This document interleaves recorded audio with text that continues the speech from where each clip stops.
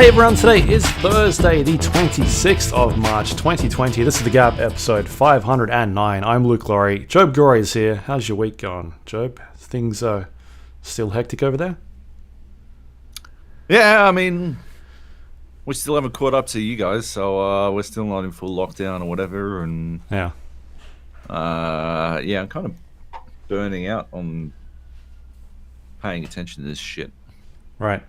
Which probably isn't ideal, but like that's just we just lack any fucking direction in Australia. So I saw a post go up, I don't know how old this is, but about hairdressers, and like they apparently have told hairdressers that they can stay open, but they've got to keep 2 meters away from people or something like that, and they've got to limit it to 30-minute sessions. Is that real? No, they rescinded the 30-minute like limit literally this morning. Oh, so you can still go. So you just go to the hairdresser now. They just have to stand 2 meters away from you. That also isn't true. Damn. Basically, the rule is just fucking do whatever. At this point, just fucking do whatever. Like, Scott Morrison came on the fucking... stood in front of a bunch of fucking cameras and then said, you know, only go to the shops. Only leave the house if you're, you know, an essential worker. And by the way, an essential worker is anyone who works. So, and, you know, we're closing all the shopping centers. Don't go to the shops unless you absolutely need to do anything. By the way, actually, we're not closing the shopping centers. And all retail will still be open. Just don't go buy anything you don't absolutely need, but retail's still open. Just fucking do whatever, right? Like that cunt is literally going to get people killed. Fuck Scott Morrison. He is a fucking moron, and he's going to get people killed. And yeah, basically every single death from here on out should be on his fucking hands. He's a dipshit. And yeah, the Australian government just has no fucking idea what they're doing. Like I said this earlier. That scene in Fight Club, where they're like, oh, you know, they weigh up the cost. If they weigh up the cost of a lawsuit, right, and it's less than the cost of a total recall of the cars where the brakes fail, then they just won't do the recall. They'll just wear the lawsuit. That's basically Australia's strategy, is to just not do the recall. Just let people die and deal with it afterwards. Because, yeah, they're fucking dirtbag cunts. Anyway, we got to, like, I got to stop. I basically have to stop looking at coronavirus shit because I'm just getting fucking angrier and angrier. Yeah. As my dad is hyper vulnerable. Like, he's got a compromised immune system, and he's pretty old. My grandfather has prostate cancer. Like, it's just returned. So he's super vulnerable. My grandma, she's got an immune deficiency. She's super vulnerable. Like, and they're all old as well. So they're already in the fucking vulnerable category, and they've all got compromised immune systems. Like, these people are just gonna fucking die, right? And the Australian government doesn't give a single fuck. And that's pretty fucking wild to me. Yeah. So I gotta stop looking at it because I'm just getting fucking riled up about it. Let's skip over coronavirus things, I think. Right, I was gonna ask you a question, but that's all right. We'll skip over it.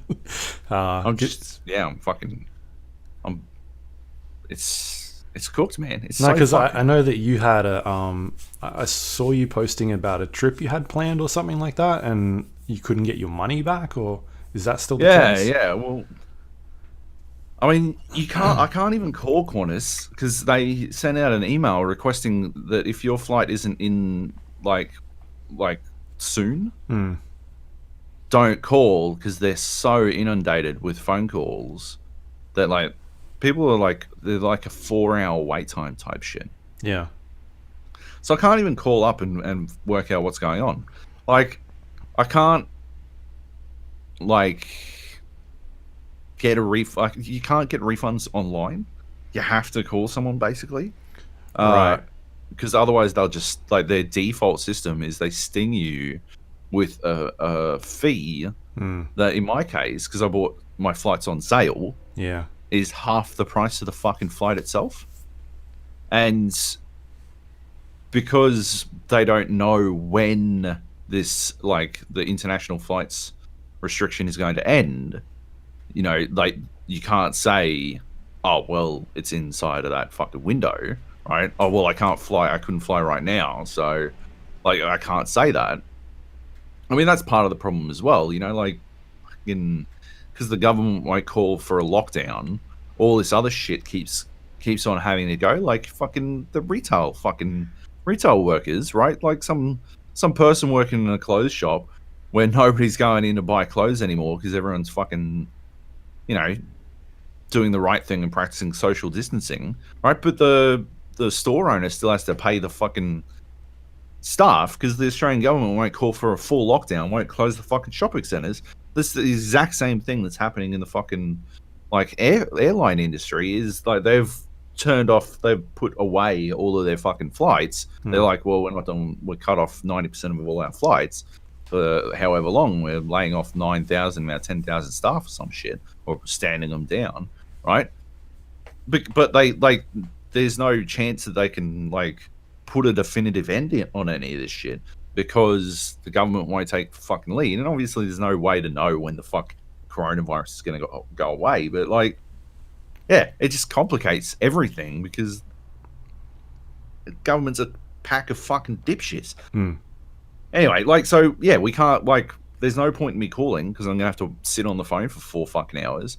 I'm not doing it online because I'm not getting stung $800 fucking for canceling flights. They can go fuck themselves. Yeah. Like the alternative at this point would be to charge back on my credit card, but I know it's not fraud, so that would be hyper unethical and it'll probably get me in trouble with the bank.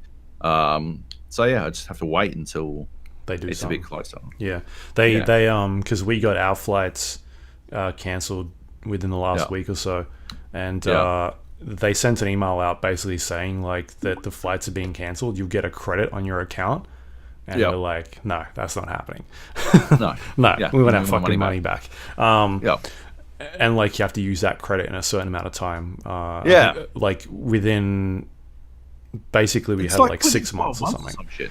Huh? I think it's 12 months if you go, like, we've got the same option. We can get the credit back, but I want the fucking money. Yeah. And yeah, it's like, oh yeah, the credit will last until I think the end of next year or some shit, right? Like, so actually ours was like this, it was either September or really? a year after you booked it. So it would have been like January.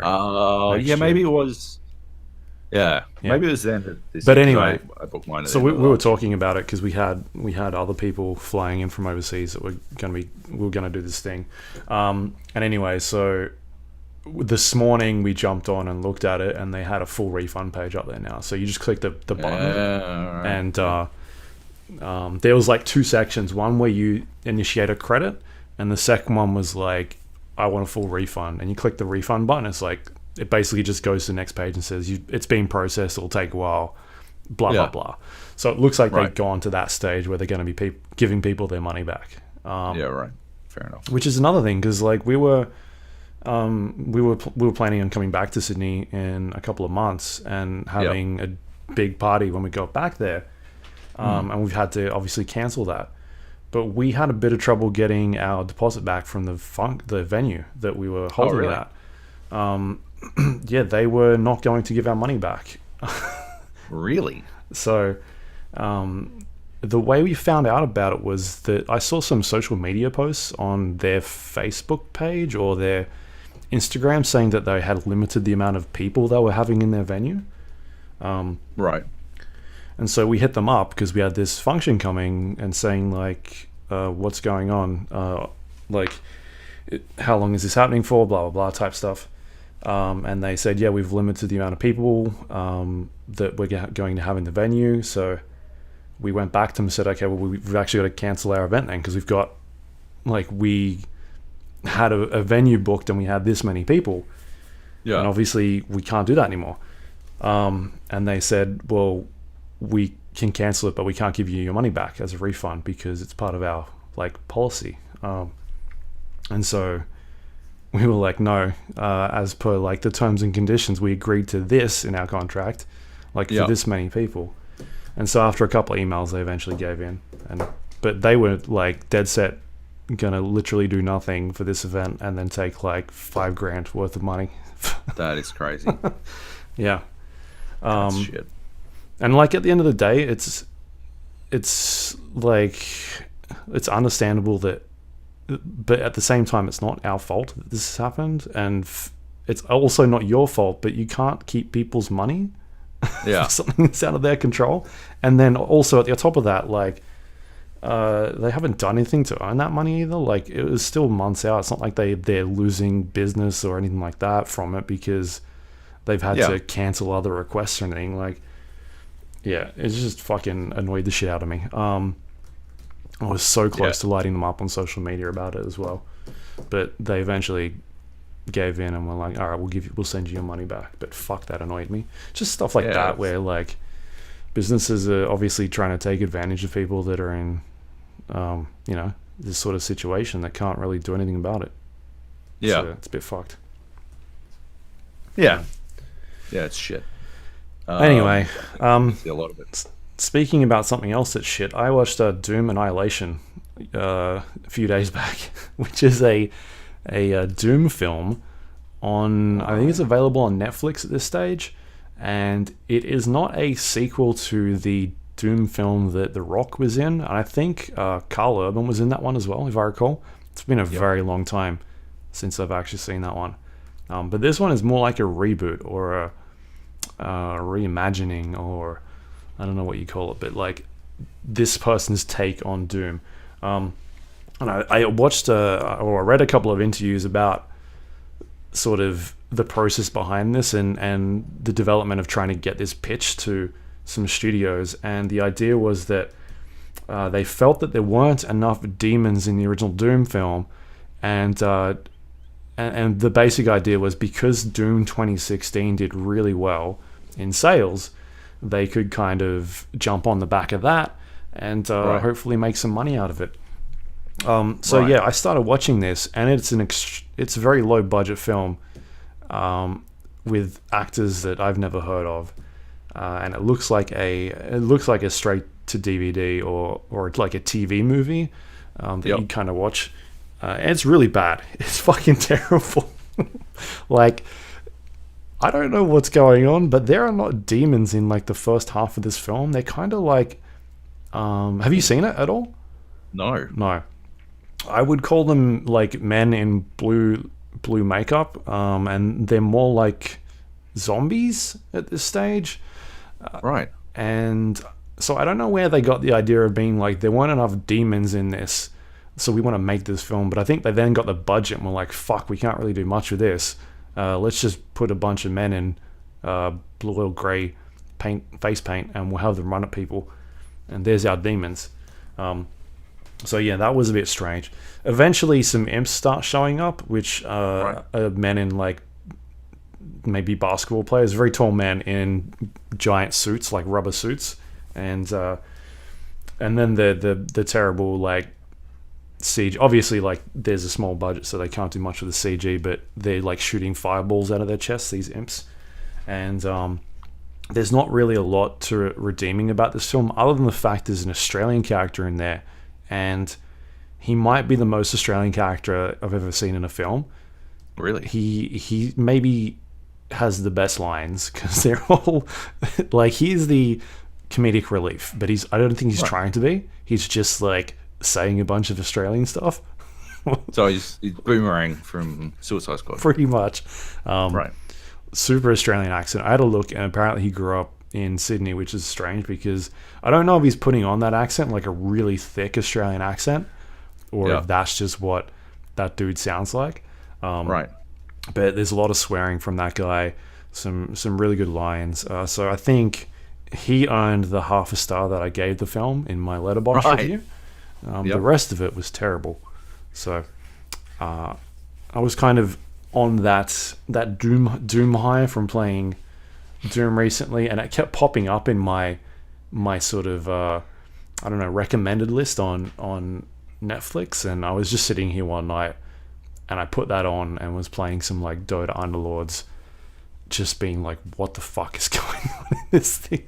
It is really bad. So anyway, I just wanted to mention that because I don't know, I feel like there's not been some like a bad movie that I've seen as bad as that in quite a while. It was pretty bad. There's trivia on IMDb. Yeah. Was not allowed to use any story or source from Doom 2016 or onwards. Everything in this film has been inspired by previous forms of media and games. According to the official Doom video game Twitter account, the video game series creators were not involved with the making of this movie. Yeah. Gold. So I think it's one of those things where somebody owns the movie license somewhere, right? And then they've sort of made it on the back of Doom 2016's success. Right. Yeah, like I don't know, I couldn't find anything about the budget of the film, but it looks super low budget, and it just doesn't do anything interesting. It's just extremely like nonsensical, and for a movie that is supposed to be about like demons and hell and all that sort of stuff, it's just like you don't get that feeling. It's kind of like these men running around and rubber suit monsters every once in a while, and that's about it. So I don't know, I would definitely stay clear of it. It might be an interesting movie to sort of watch with a couple of people, have a lot of drinks, right, and then maybe back it up with, I don't know, like Resident Evil. I feel like that's a good video game movie. Like a lot of them are pretty good, I feel like, in terms of dumb fucking not good in terms, like they're not good films, but they're a good dumb fun film to watch. Whereas I don't know if Doom Annihilation is a dumb film to watch and still have fun with it. Whereas Resident Evil seems to know it's fucking ridiculous, and it's sort of playing with that. Yeah, that's true. Yeah. Anyway, that's Doom Annihilation. Don't watch it. Because I'm definitely watching it. I'm definitely going to watch it. Yeah, you and Nate should watch it at some stage. Oh yeah, 100%. Anyway, yeah. But in talking about Doom Eternal is still on sort of our list here. I think the last time we talked about it, the game hadn't been released. Since then, it's now out in the wild. Multiplayer servers have gone up, and you had a chance to check out some of the multiplayer, from what I understand. Yeah, it's fucking woeful. Like, just it is bare bones as fuck. You can't even press the escape button to bring up your settings in the middle of a match. It's just, you're just fucking locked in until the end of the fucking like game. So if you go in and you're like, what the fuck? What button do I press to summon demons or some shit when you're the demon? Because it's asymmetrical multiplayer. I guess I should describe what the fuck it is first. It's asymmetrical multiplayer. One person plays as the Slayer. Two players play as demons. They are heinously neutered versions of the demons from the regular game. So all your favorites are there, and none of their skill sets are. And yeah, the Slayer like kills the demons kill the Slayer. If both demons have to be dead for the Slayer to win the round, dead at the same time. So the demons respawn after, I think it's a 15-second countdown. But yeah, so both of them have to be dead, and then after that, like after the 15-second, they come back in. They come back in with half health. They can spawn like these giant, extremely video gamey health, like healing cube areas where they can just stand in the healing cube and then fucking heal up. Yeah. It looks really goofy. They can spawn in other demons. So they like summon just basically regular demons from the game. Which, yeah, is like complicates things for the Slayer. There's always a bunch of like fodder demons around for the Slayer. The Slayer has a selection of 6 weapons from the game. As like each round progresses, you get to upgrade your character, so you get like Like ability. yeah, like 2 grenades instead of 1, which is something from the regular game as a Slayer, or as a demon, like as the Marauder, you might like faster cooldown on your dog, like the spectral hound that you summon, or stuff like that, right? And then by round 4, you get to pick an ultimate. And so I say 6 weapons, but the ultimate for the Slayer, you can choose to grab BFG. BFG tendrils only kill other enemies, like spawned in enemies. It has to be a direct hit to kill a player demon, if that makes sense. So in the regular game, you shoot the fucking BFG and it just fucking arcs out to every fucking demon and like just explodes them all, except for the Marauder, who will just insta shield block everything all the time because he's a fucking broken piece of shit. And then in multiplayer you have to actually fucking hit them with that orb. It's very slow moving, but mostly all anyone as a Slayer does, if they pick the BFG. Me personally, I don't pick it. I think there are better options, but if they pick it, all they do is they just fucking belt in right up to you and just shoot it into your crotch, and then you eat a enormous ton of shit and die. And I've seen like what happens is once the Slayer works out who the good demon is, they'll just go and target me and get me out so that they can solo play the other demon. But yeah, so asymmetrical multiplayer, it doesn't work very well. It's spectacularly difficult to balance such a thing. And it's very interesting because the more lopsided the symmetry is, I think the easier it becomes to balance, right? So with just 2 demons and 1 Slayer, right, it's very difficult to balance that because you need to find like somewhere for these two, like the 2 demons, like you've got to make up for so many things, right? Whereas if there were 4 demons and 1 Slayer, right, you could just make all 4 demons weaker, right? And if you had only one competent demon player, right, the Slayer would win, right? But that's fine because it's at that point it's fucking 4, right? Like one demon carrying 3 other motherfuckers is unrealistic, right? But if you had 2 competent demon players, right, you might actually be able to win as the demons. If you had 4 it's like fucking Dead by Daylight, right? Like when you've got 2 competent survivors, right, they can actually they can give a good fucking killer a run for their money. Like not a great killer, not you, right? Not fucking Captain Serial Killer, but like a good killer would actually have trouble if there were 2 fucking good survivors and 3 good survivors, right? It increases the threshold even more, and 4, right, would test even some of the best fucking killers, right? Like that's the thing, right? With just 2, you've got 1 deadweight demon, right? It's very difficult to balance a game where 1 deadweight and 1 good demon can actually have a good match, because all that happens is a Slayer that's paying any attention at all will just work out who the good fucking demon is, target them, and then take their time dismantling the shit one, right? There's not enough fucking wiggle room there to make up for the I guess the dead weight that is 1 bad player, because they're half the fucking team. So that one's it's in a tricky spot right from the fucking get-go there, right? Because it's very difficult to balance, and even from there, I mean,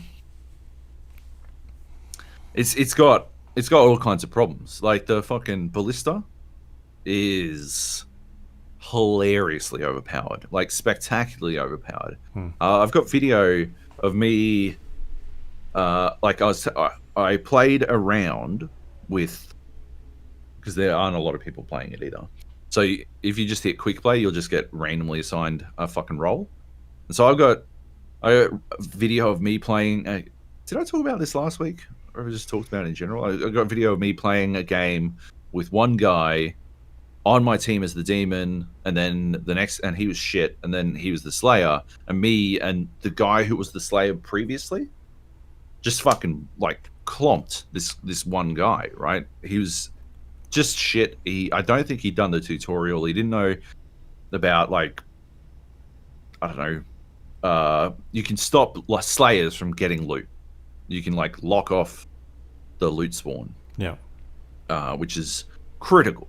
Like timing that correctly is so important to actually beating a slayer. And so many people just don't do it. This is the only way to stop him from getting ballista ammo. But the ballista ammo, like the ballista does 4 times. It does 600 damage, and a point blank shot from the shotgun does 150.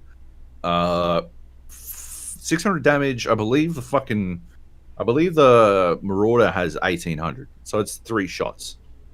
That's it. That's all you need. And you by default have 4.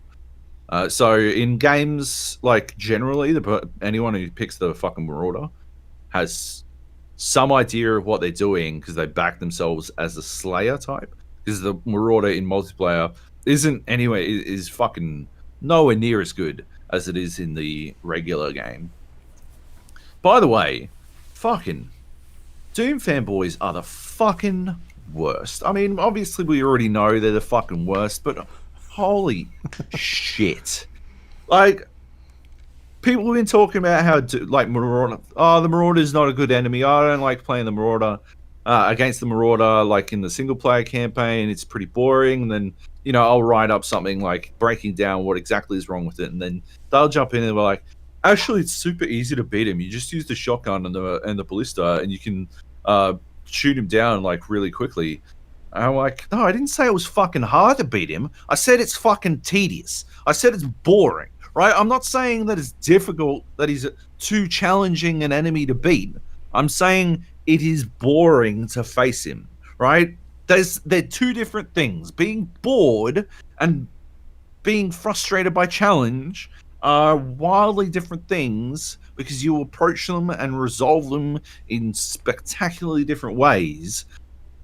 An enemy like the Marauder, who slows everything down while you fucking deal with him, in a game where you spend most of it grappling onto giant demons, is dumb, right? It's a fucking bad... Oh, no, it's not that bad. You're just bad at it. Fuck off. Fuck off, Hugo Martin, you fucking dipshit. Anyway. It's his alias on YouTube. Yeah. Yeah, he's like, I'm going to go fucking argue with Joab again. I made the game exactly what he wanted from his Doom 16 review. His 16... Yeah, review on IGN, but I'm still right. Anyway, in multiplayer, the Marauder is not that challenging at all. He's not that complicated. He doesn't have a shield, and he's kind of just... He doesn't do anywhere near as much damage with his shotgun. He can't spam fucking spectral hounds nonstop. Like, all this kind of stuff where he's just nowhere near... He's a shadow of what he is in the single-player campaign. Anyway, that said, if you are pretty good at the game, I think like good demon players will generally go for the Marauder or fucking dude with rockets on his shoulders. Yeah, whatever the fuck. Skeletor. Yes, Skelly Boy. I've got he's got trumpets on his shoulders instead of. Oh. It's a fantastic skin. Anyway. Yeah. He's amazing because you just spam his rocket barrage on cooldown and it fucks everyone up. So anyway, the point I'm making is with the ballista, you 3-shot him, you can blitz every fucking demon in the game real fucking quick. And yeah, you basically just cycle through like ballista ammo and try to get more ballista ammo. So yeah, it's hilariously broken, and games are over extremely quickly. And yeah, it just reminds me of Doom 2016's multiplayer. I felt like they hadn't really play tested it enough to get it to a state where it worked. I guess it's a good thing that this exists now, that they hadn't introduced the invasion mode. Yeah. Because that would have been, I guess, it would have been bad to introduce it in the state that it's currently in, because it's woefully unbalanced. But yeah. Anyway, it's not very good, is what I'm saying. Sounds like there's a reason why we weren't allowed to play it on time or before release. Oh, it would have been disgusting if they'd opened up the servers before release, because I would have a lot of footage of me blitzing game genos and streamers, because I arrived on the ballista thing very quickly, and they're fucking gross. It's a just crazy lopsided affair. And yeah, I saw Spud Hunter doing some disgusting stuff with the rocket launcher and ballista, because how quickly you can switch between two weapons without basically reloading. Yeah, it's just disgusting. Yeah, right. Like, because you've got at the start of each round, right? You just switch between the two weapons because you've got your default weapon, right? But as you do in the single player, if you switch between two weapons, you can just tap Q to insta switch, and you switch so fucking quick. So yeah, you can very easily, punt cunts. But it's just not worth. It's not worth your time. Better off playing the single player campaign, which like we talked about last week. I think they fixed some things. Like what? I went back in, and I think the Marauder's a little bit better than he was. I think they patched it. They didn't say anything in the patch notes. But I know there was some patches that came out while we were playing it, but they didn't tell us what was being patched, so it's kind of hard at that stage. Oh, I noticed that the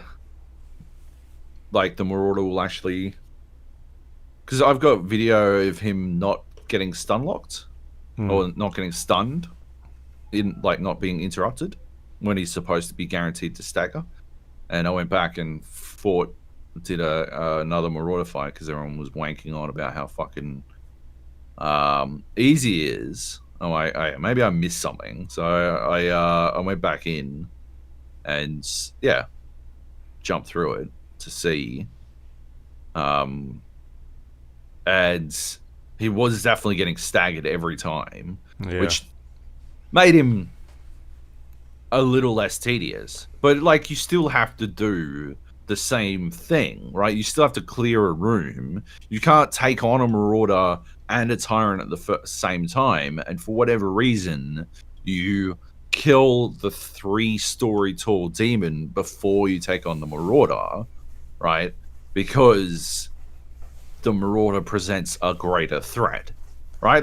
Which is still crazy to me. Yeah. But he's certainly more consistent now than he was when I played through it, and I would literally shoot him at the stagger point. He wouldn't stagger, and then I'd either have to shoot, because he's got a 3-hit combo, and each of those hits has a stagger point. So I would either have to stagger him on the next hit, or I was dead because he could, 2-hit me. Or if he missed the first, I've got, because I've fucking recorded me doing that fucking secret encounter with him where you got to kill him in 25 seconds. And so I've got a wide array of ways that this dude just isn't working. Yeah. As it feels like he's supposed to.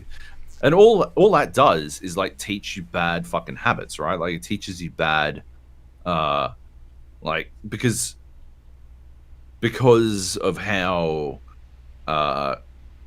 finely tuned everything else in Doom Eternal is, right? In the single player at least, because it's such a really well crafted combat experience all of the rest of the time, right? When I first fought the fucking Marauder, all I did was I just super shotgunned him. I didn't have any problems, right? Yeah. And that was the learning experience, right? That's the time when you learn how to take down a fucking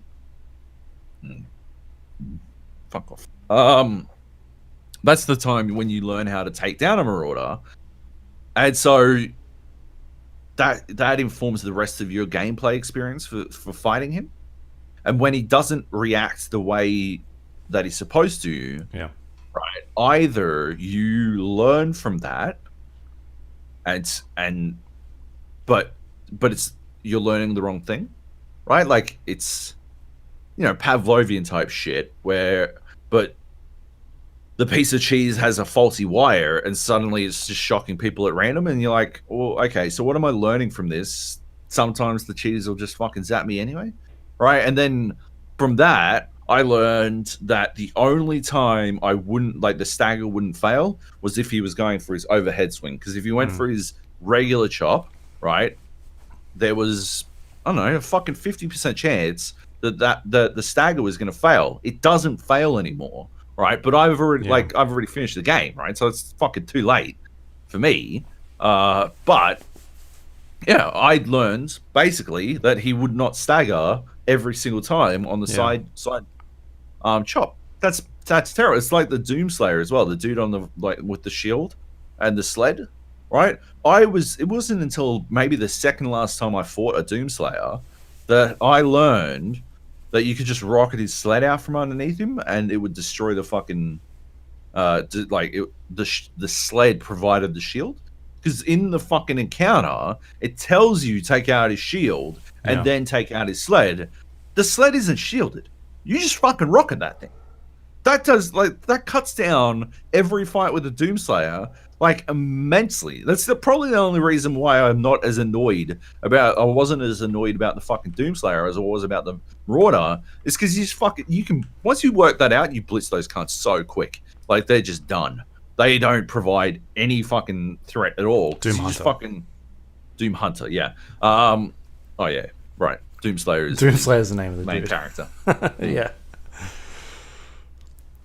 No, I was definitely seeing those sort of experiences with the Marauder. I just put it down to not using the right weapons because that's just what I thought was going on. Like, what weapons were you using? Like, I would use the machine gun or something and try and interrupt him with the machine gun sometimes, and it just wouldn't work. Yeah. And you'd be like, because it basically tells you hit him when his eyes glow. And so it's not like I need to hit a certain damage threshold. I just should be able to hit him with something. And it just seemed like I could never get it to stun with the machine gun. And then sometimes it wouldn't work with the shotgun. And so, yeah, hopefully that's been, I guess, fixed. But to your point about the Doom Hunter, yeah, I didn't know that you could just knock out the sled because the game tells you to take out his shields and then fight him. So, yeah, right? Like, because the game teaches you incorrectly in that scenario, and then asks you later on to do it as quickly as humanly possible. Yeah. But yeah, you've been told the wrong thing. Yeah. Which not I think is a bit of a mistake. Like, it's not necessarily. Well, yeah, you've been told a different thing. Like, I am in two minds about the Doom Hunter situation because at least it was consistent. I just think it does the player a bit dirty. But there is a degree of, I guess, expertise in working out that you can do it a different way, or arriving at the place where you can just do it the fastest fucking way. So, yeah, it feels off, but it's not bad. The Marauder is bad because it through, I suppose, bugs taught me incorrect things. I'm mostly framing this around experiences with Souls games, because Souls games teach you the correct thing 99% of the time. I'm like, I guess I'm thinking of Bloodborne, where that memory leak taught me all the wrong things about how to play that game. But like, yeah, that is again a bug, right? That's a bug, and it was a bug in Doom Eternal, and yeah. Anyway, my point is the Marauder is better now. Yep. So yeah, it will be less noticeable because he's bug he was bug fast, but he's still I still think he's a bad enemy because he slows. He's still tedious, right? Even being consistent, he's still a tedious enemy to fight because of the manner in which you have to dismantle everything else around the arena before you take him on. Yeah. Anyway. Yeah. But anyway, like the multiplayer, it's I can see why they held that off because there was no reason that they couldn't have had that up and running, especially on a 2 versus 1, and there seemed to be plenty of codes out there for people to play in. Yeah. And they can definitely organize for people to jump in there anyway. So they knew what they were doing. They weren't. They were trying to hide that part of it anyway. Call of Duty, Modern Warfare, I think it's just Call of Duty Warzone at this stage, right? That seems to be what it's just Warzone name they're going for. Have you played much else of this? Yeah, I played a bunch. I think I got 4 more wins since last week. I don't know, man. I've written a thing on IGN about how I think loadouts are a problem, and they're already impacting, because I think loadouts are a problem in a lot of different ways. But I think the biggest problem that loadouts create is that they impact the storytelling experience afterwards, right? The brilliant thing about a fucking battle royale is it is a tightly contained opportunity to tell a fucking yarn, right? Like it's the fishing story of a new generation, right? Like, then we did this, and I only had this, and we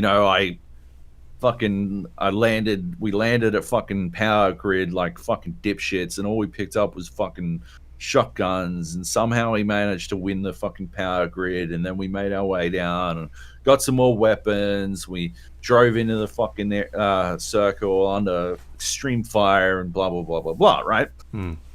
But in Warzone it goes, so we landed here and we made a collective $6,000 and we bought a loadout drop, and so we had the best fucking weapons in the game, and then we grabbed a helicopter and flew to the center of a circle and waited for 15 minutes. On top of the stadium. On top of the stadium. And we had thermal scopes so we could see fucking literally everyone walking in the entire time. I feel like it is desperately impacting. Oh, but then Jimmy got killed and he went to the gulag, won that fight, but we got a loadout straight away, so all his stuff was fine. Yeah, we just bought another loadout. It wasn't really that big a deal. Yeah. But yeah, no, that said, I think so from a storytelling experience, I feel like it's being impacted, but from a having fun with friends level, I'm still having fucking tons of fun. Just getting up to the dumbest fucking shit. I was playing. Sorry, we played, just to cut you off quickly. I just wanted to touch on the loadouts a little bit more. Sure. Did you see the new thing as well that people have figured out that you can call in 2 separate loadouts and then get 2 lots of perks now because that's the way the loadout system works? What? Yeah, because if you call in your initial loadout with the you get your 2 guns, right? Yeah. Which is, I can't remember the name of it. It's I can't remember the name of it, but it's the perk that gives you the two primary weapons, right? Oh yeah. So you call that in, you get your 2 primary guns, you call in a second loadout, or someone else calls in a second loadout, and you can use a different loadout to get new perks. But because you've already got those guns, you can just pick them up and use them anyway. Oh, right. Yeah. So Okay. you automatically, you can then go, oh, I want to use Ghost now instead, or like Cold Blooded. I can't remember what's in that second one. I think it's Ghost that's in that tier. That's So now you get your genius. 2 guns plus Ghost. Oh my lord. Yeah. Yeah, that makes a million billion amount of sense, rather. Yeah, fuck. Okay. Well, yeah, that's cooked. Yeah. Anyway, continue with your story. I was just gonna say there was the game, like I've had some fucking bananas games.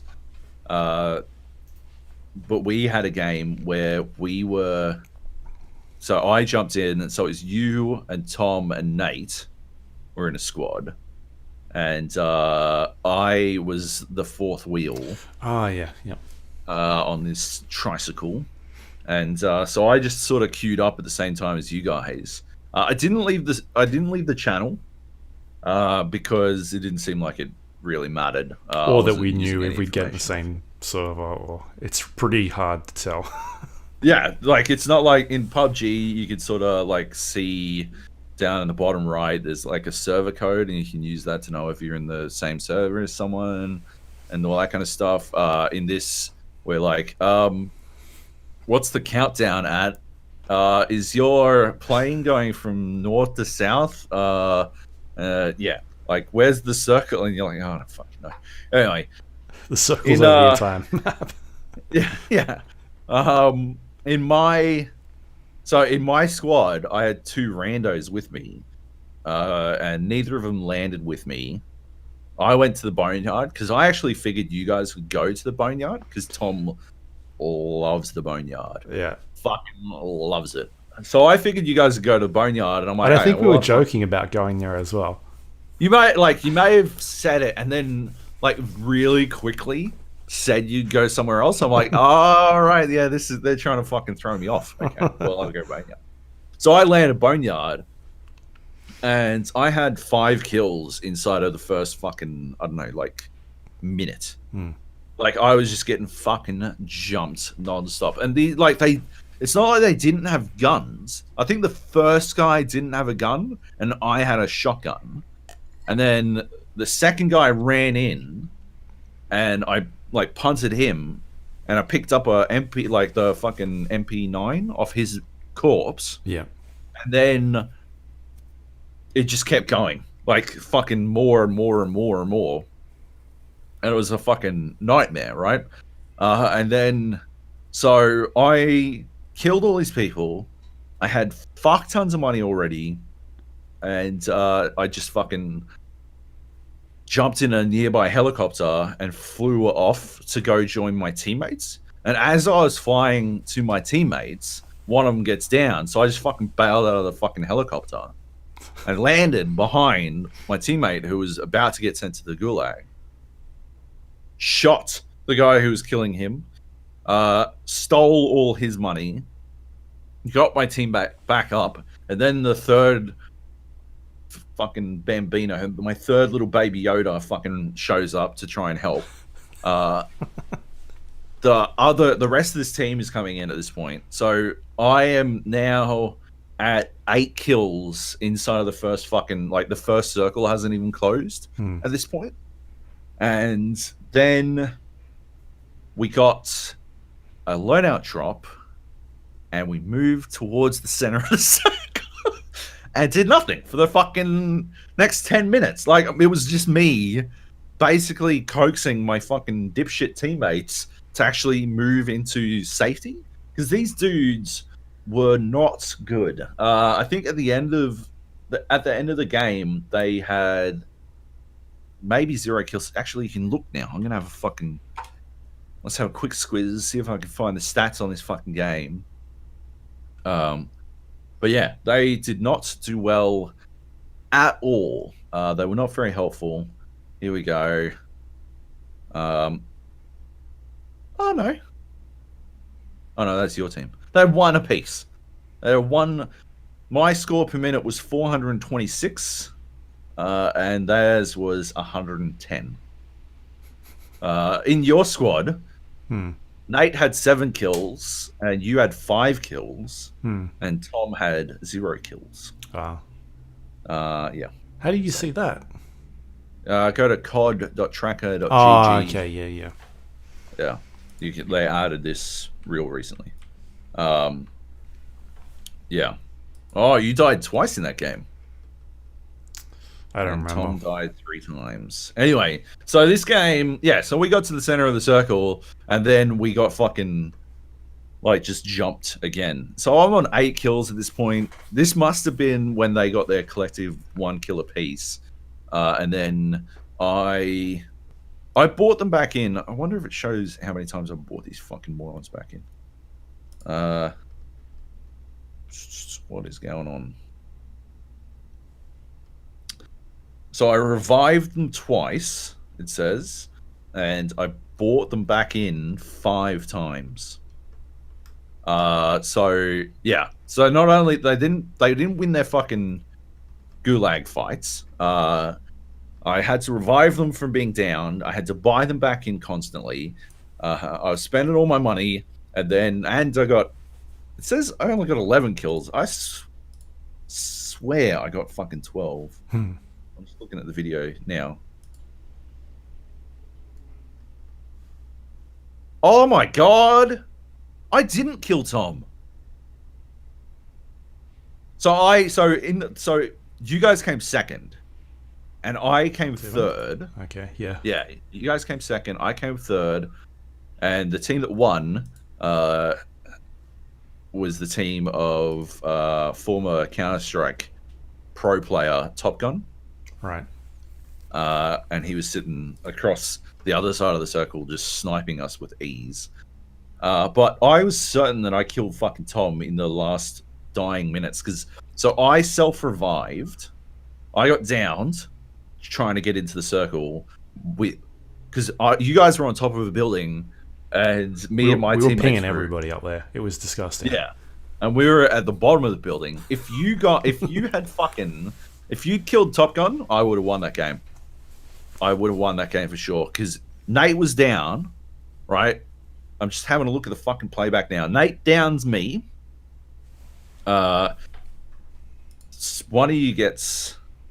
Nate kills one of the other guys on my team, right? God damn it, you're kidding.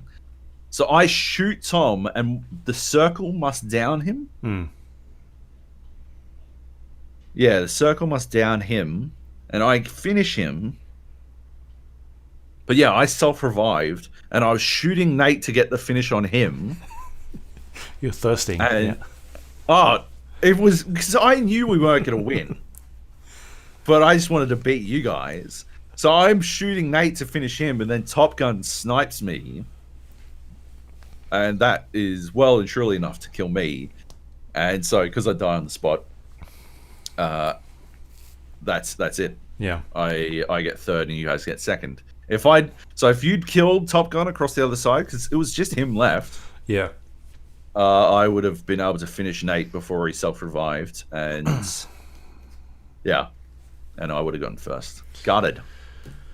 If only I hadn't pancaked onto the ground. Oh, that was the best part as well. That was amazing. Because I was still in the Discord at that point, and the fucking panic in you guys' voice. You guys were losing your shit. I was like, I was winding up because I could see there were only 3 teams left, and you guys are like, "Oh my god, there's a team right below our building. There's a team right below our building." I'm like, "That's me. That's my team." And I'm like, fucking.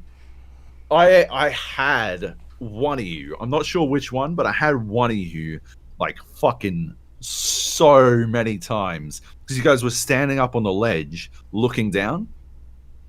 And I'm like, and you clearly, I don't know if you had thermals or what. I don't know what fucking gear you had, but you were clearly looking down to try and see who there was, like who was around.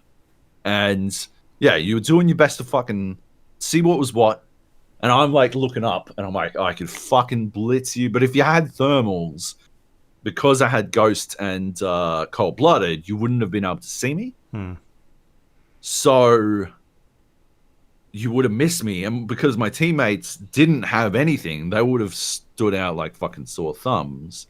And because there was fucking 3 teams left, and what, like 7 players, I think you probably would have guessed that, like, this is all the shit that was going through my mind.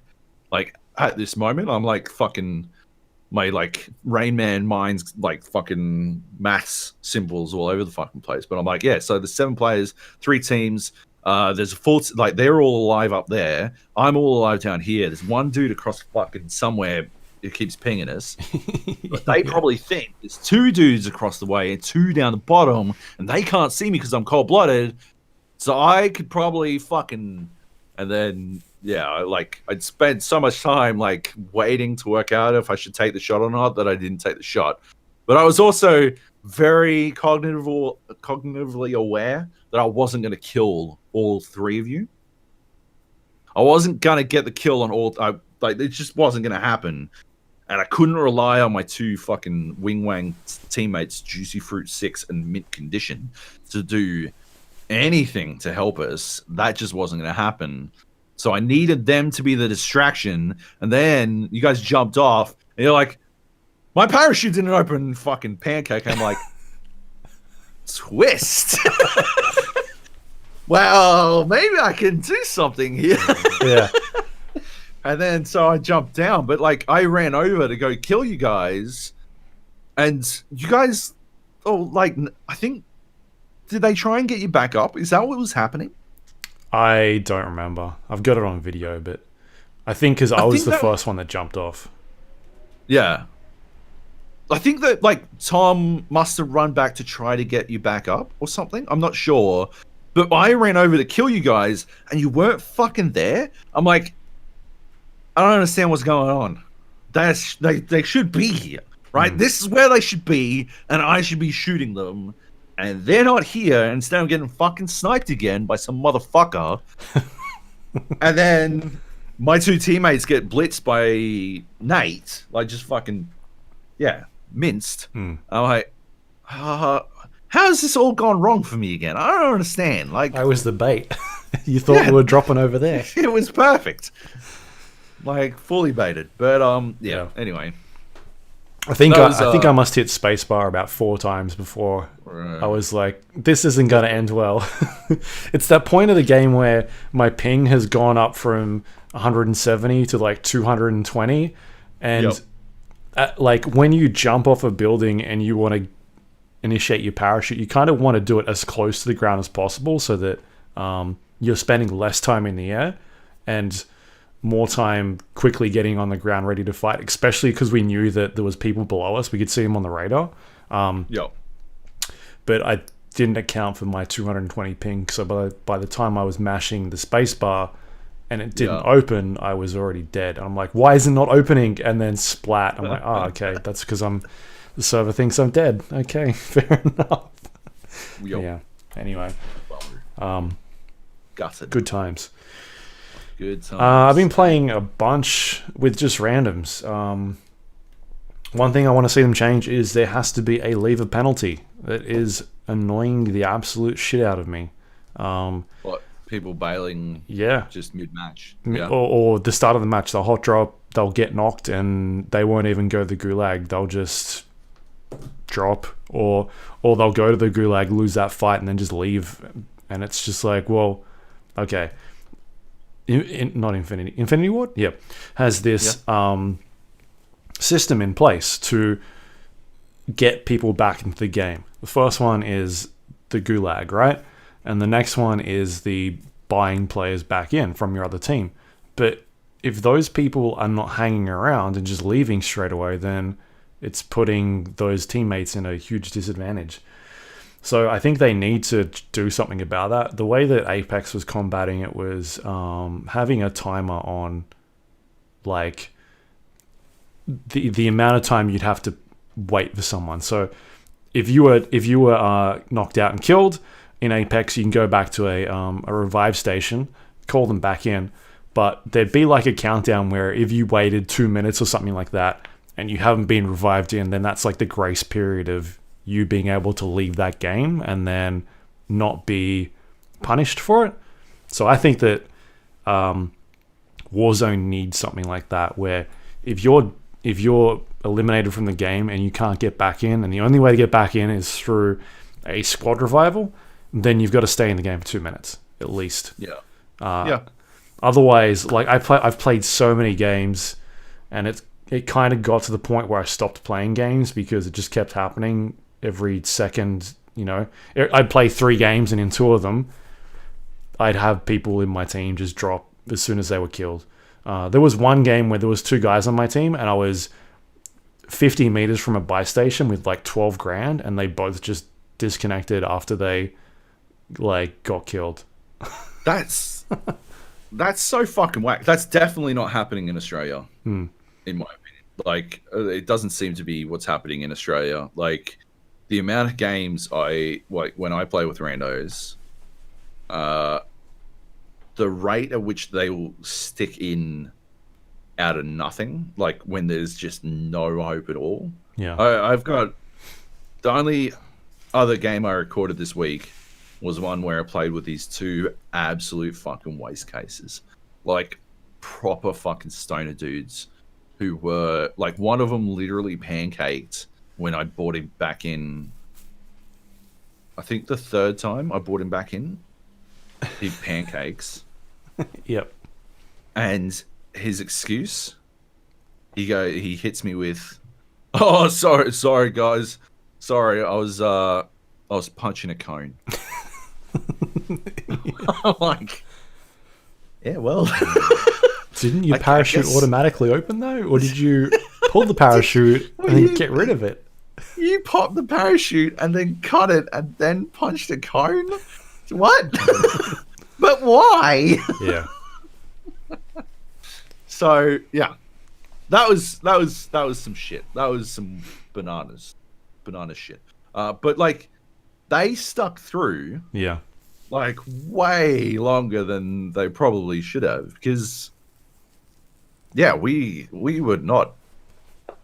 You know, things weren't looking good in that game. Yeah, we were in a lot of trouble the entire time. I literally brought them back in like 3 times and shit. Yeah. That was pretty close to when I played with you guys. I'm just trying to find it. One of them was called Bing Bong? Bring Brong. Yeah, my dude Bring Brong, who managed... I was on a score per minute of 400, and he was on a score per minute of 23. And he was the guy who was punching cones and pancaking. He managed 4 deaths. 4 deaths and 0 kills. Anyway, in that game, right? So let's see, how many deaths did I have in that game? I must have had a couple. Just 2? Yeah, there's no way they brought me back in. 2 deaths. So in that game, I went to the Gulag. I got sent to the Gulag unceremoniously after Bring Brong and BT Man had failed to keep us alive. No, basically, I just got sniped by some fucking thermal dickwad at the airport and immediately finished off. I got 8 kills in that game. I was doing my best to keep them going. But anyway, go to the Gulag. They're all wiped. They didn't leave. Like, if they'd left at that point, I wouldn't have blamed them. But I get sent to the fucking Gulag. I one-shot this dude. Like, one-shot my enemy in the Gulag. These 2 are losing their fucking minds about it. They're like, what the fuck? Like, going, popping off. And then, I get enough money. I buy them both back in. They're fucking wilding out about it. Like, these dudes are losing their shit. Like, absolutely bananas. But the entire time, also, the, like, fucking hairiest conversation. Like, pointless shit. I'm, like, running around. There's gunfire going everywhere. I'm, like, running across a fucking open field at one point. I'm like, really, really need you guys to shut the fuck up. And they're like, yeah, nah. And I'm like, oh, my God, why? Why are they like this? Buy them back in. And yeah, they pancake. Like, under fire. Like, anyway, hilarious shit. They just wouldn't leave. And also didn't leave in that, like, fucking mint condition of juicy fruit. They didn't leave, even though they were bringing nothing to the table. Like, just goofy shit. Yeah, I just haven't seen people leave. I don't know what it is. Yeah, no, I've definitely had Must be those games Americans. where people stick around, but then there's the ones where you just like you will drop and maybe it's a hot drop and they just get knocked out straight away, and so they just bail immediately. Like that's just the game they want to play, but that's not how this game is set up to be played. There's a reason these systems are in place, and so if the developers at least aren't punishing those players that aren't playing properly, then what's the point in having those systems in there? I feel like Yeah, 2 minutes. 100%. I feel like 2 minutes is ample time. Yeah. If someone's not actively trying to get you back in, or it doesn't look like they're trying to get you back in, maybe 2 or 3 minutes is fine. And then on top of that, if you leave, you get a 5-minute ban. You can't re-queue. 5 minutes, I think, is fine. And then have that escalate for every offense within 24 hours. Have it double every 24 hours that you leave a game where that happens. I think that's the way it should be enforced, especially for a free-to-play game like that. Yeah. Otherwise, it's just going to ruin that people wanting to play. I mean, it's why I've stopped playing Churros or fucking squads. Rainbow. Yeah, Right? Because I just don't want to. I don't want to fucking queue into. I'm queuing into casuals, and I keep getting dumped into games where it's the second round. I have to watch the second round of a game that's definitely going to fail, right? Because there's no punishment for people to fucking leave. So I jump in. It's Oregon. It's round 2. It's halfway through, and so by the time I actually get to play, it's round 3, and my team's down to fucking 3 players or some shit. I'm like, so what's my play experience here? What punishment? Like, why wouldn't I just leave at this point? Yeah. Why don't I just fucking abandon and go fucking queue again? yeah, Right? exactly. I don't get any fucking punishment. And am I gonna see this out? See this fucking dead weight shit out? If it's yacht, I will leave. Like I seriously will, because I hate yacht, and what's the fucking point? Just get fucking spawn peaked. Yeah, so I haven't been playing as much Rainbow. It was previously the game I was playing every fucking day, and I'm just not. Yeah, which is a bummer. Anyway, yeah, leaves. That every game has to do something about leavers. I think Warzone's in a place where they're trying to not take themselves too seriously or see how things shake out at this point. But yeah, Yeah. Well, in that case, I want a ranked mode then or something where I can play a bit more seriously, because that's not really the type of game that I want to play. I don't think they should add a rank mode. I think they should just have lever penalties. Yeah, which I'm okay with. Like, they need a way to fix it.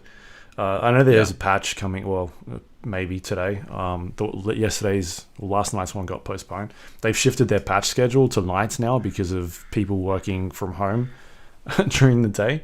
So what they were used to do was they bring the servers down around about midday, and then work on it for a couple hours and bring them back up. But they shift them to late night, and last night's got postponed. So it looks like sometime today there'll be a new patch dropping. They're adding new weapons to Warzone. I think 4 new weapons. So we'll kind of see how that. Yeah, I saw Racy post this, right? He posted a list of the ones they're adding. The 725, the MK2 carbine, the 50 GS. I think that's the Deagle. Yeah. And the EBR-14. What the fuck is the point if loadouts are... Yeah. I mean, unless they're changing loadouts, I think they need to do that quickly. There's no reason why they can't just do the things we've already just discussed. And this is why your article needs to go up sooner rather than later, is that there's there's ways to fix this stuff really quickly. And if you double the price, triple the price, limit how many people can do it, that surely can't. That can't be a huge change. No. Especially, if they're adding weapons in and not making changes to the loadout, then exactly, what is the point? What are you doing? You've completely missed what people are saying about this game. Yeah. Because that's not the meta. Anyway, still looking forward to playing more of that. I'm really Really digging it still. It's good fun.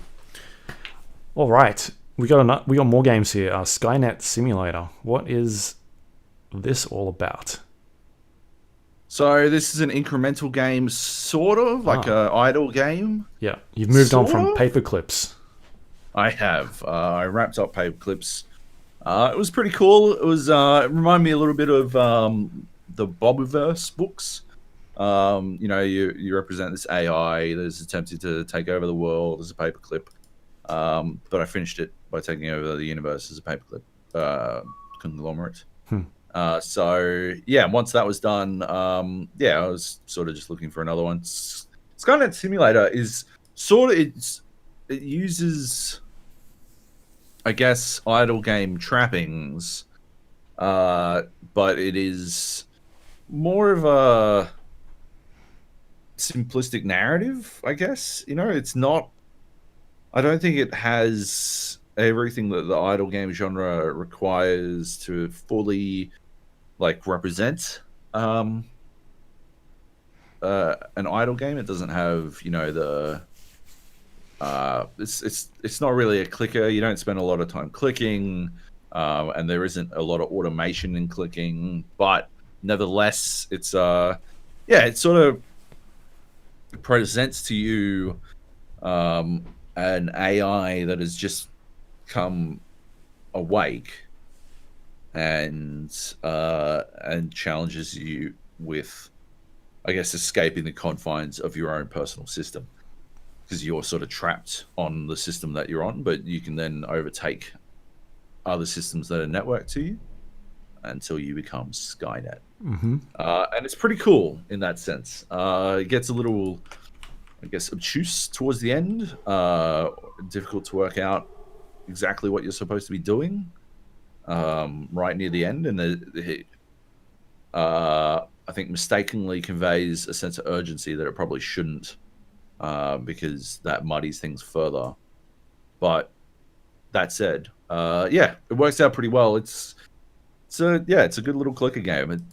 I think it only takes, I don't know, a couple of hours, or a good little incremental game rather. Sure. Takes a couple of hours, and in terms of I guess active gameplay, it's far less than a couple of hours. It just you set it to do something, and then you let it do that, and then you come back a little bit later and check what it's done, type thing. But yeah, it's a obviously the name gives it away a little bit, but the narrative directions it goes in, and some of the stuff that it involves, pretty cool. And I think it's worth checking out. If you're looking for, if you've got a couple of monitors and you're working from home and you want to have something up on your second or third monitor to check in on every now and then, it's a good one.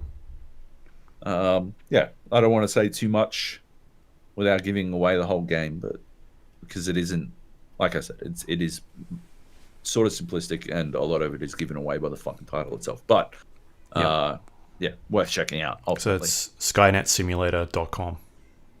I believe it is. Yeah. Cool. Have a squeeze. I'll have a look. Nice. Next up, we got Monster Train. You had a chance to check this out. Finally got into Monster Train. I enjoy it. I like it. It is unfortunate, I think, that it goes up against, it's entering. It's always the way, right? It's always the way when a game comes out that is so fucking strong that it, I guess, if it doesn't invent a new genre, it establishes the genre as something to pay attention to. But yeah, Monster Train is very definitely walking into an arena where the dominant presence is Slay the Spire, right? And it has to compare with the likes of Slay the Spire, which obviously had a year of early access and has a year post-release, to have shored up any fucking minor hitches in its game plan to put together easily the fucking gold standard of the deck builder roguelike. And so Monster Train is coming into the same arena with a lot of expectations, and so it's very challenging.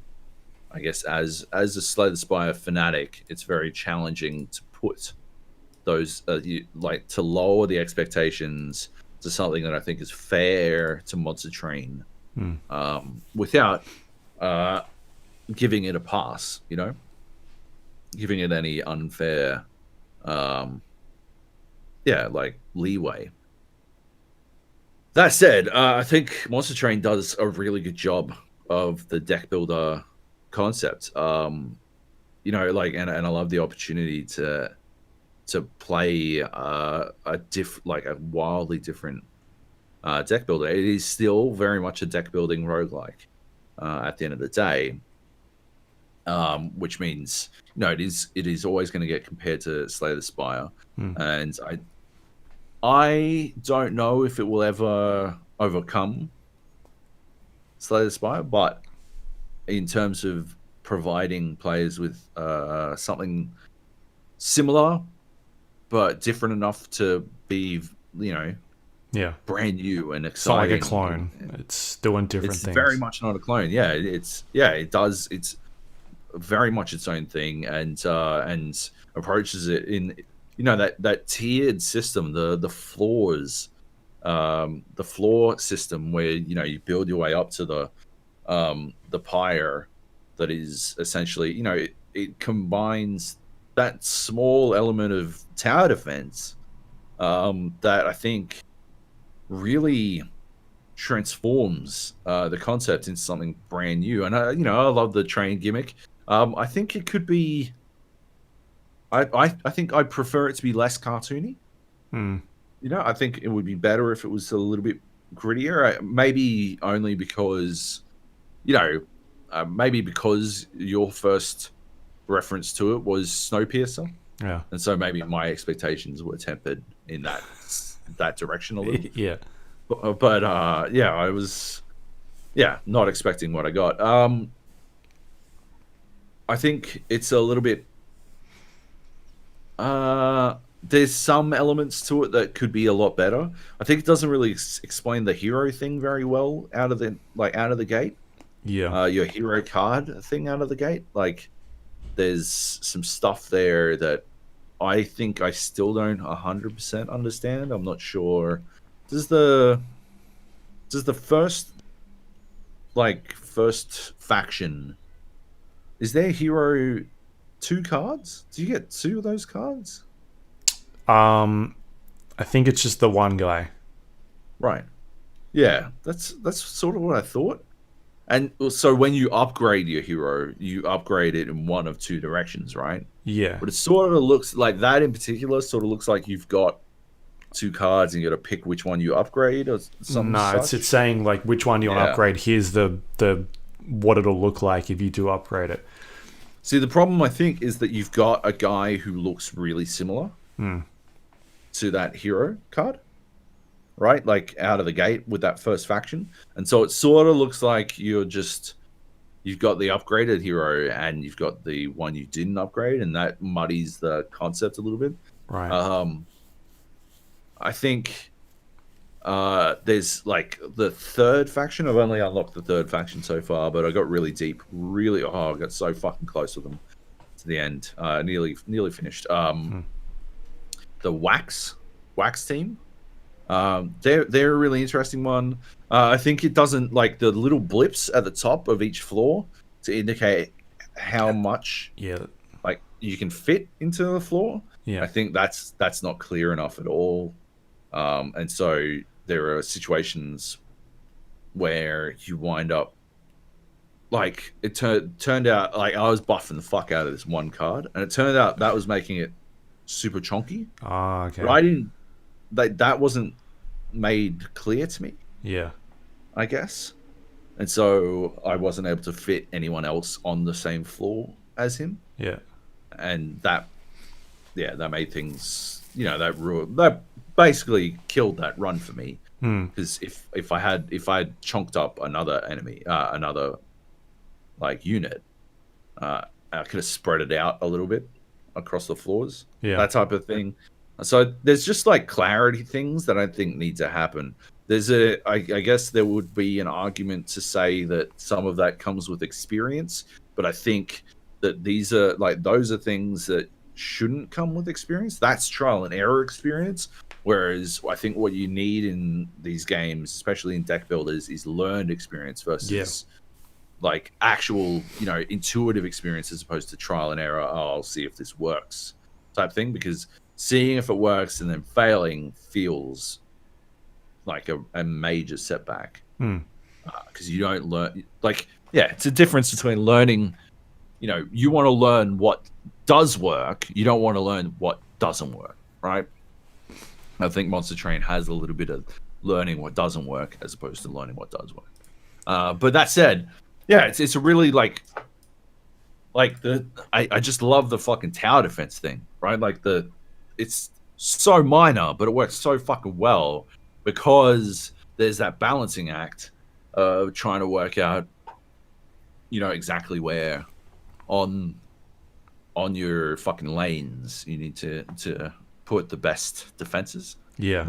Like you can afford to have stuff that's not so strong on the bottom, but maybe a bit beefy, and then can do a little bit of damage, and then you can kind of heal those guys down the bottom. But once they get to the second floor, then maybe you've got your champion up there who's behind, a big tank, or there's more strategy that's kind of laid out because it takes into effect where you're putting these units, what position they're in, and then also like what floor they're going to sort of situate themselves on. Whereas say the Spire is kind of just very linear, and like it's just a position based system because it's all one line, but this is three different floors you've kind of got to worry about. Yeah, like that's it, right? Strategy versus tactics, right? Monster Train is has a lot of strategy to it, whereas Slay the Spire is very person-to-person tactics, and it's a huge difference that I think it works out really well in Monster Train's favor. What was I going to say? Oh yeah, I had this dude who every time he killed someone, he'd get 20 gold. Right. And so on the first level, I had these dudes like literally just doing enough damage to either remove shields or like get the enemy low, and then they just feed up to the dude who was getting me 20 gold for each one, and then he'd just fucking chop them and earn me a fucking ton of money. And I put like multi-strike on him, so he's like hitting a couple of times, and I buffed him and all this kind of stuff.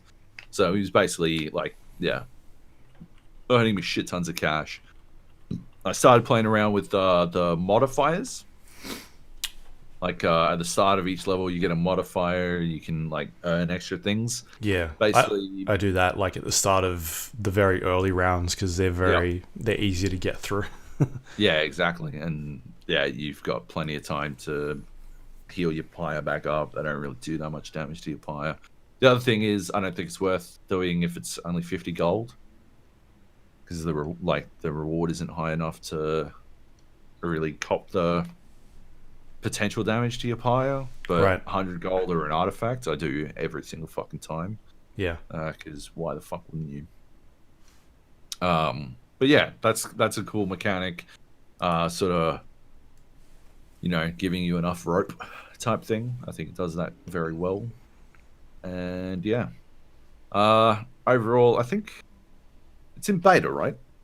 It's still in early beta. Yeah, I don't think you can buy it to play it. Did they extend the beta? It was only supposed to be playable for a couple of days.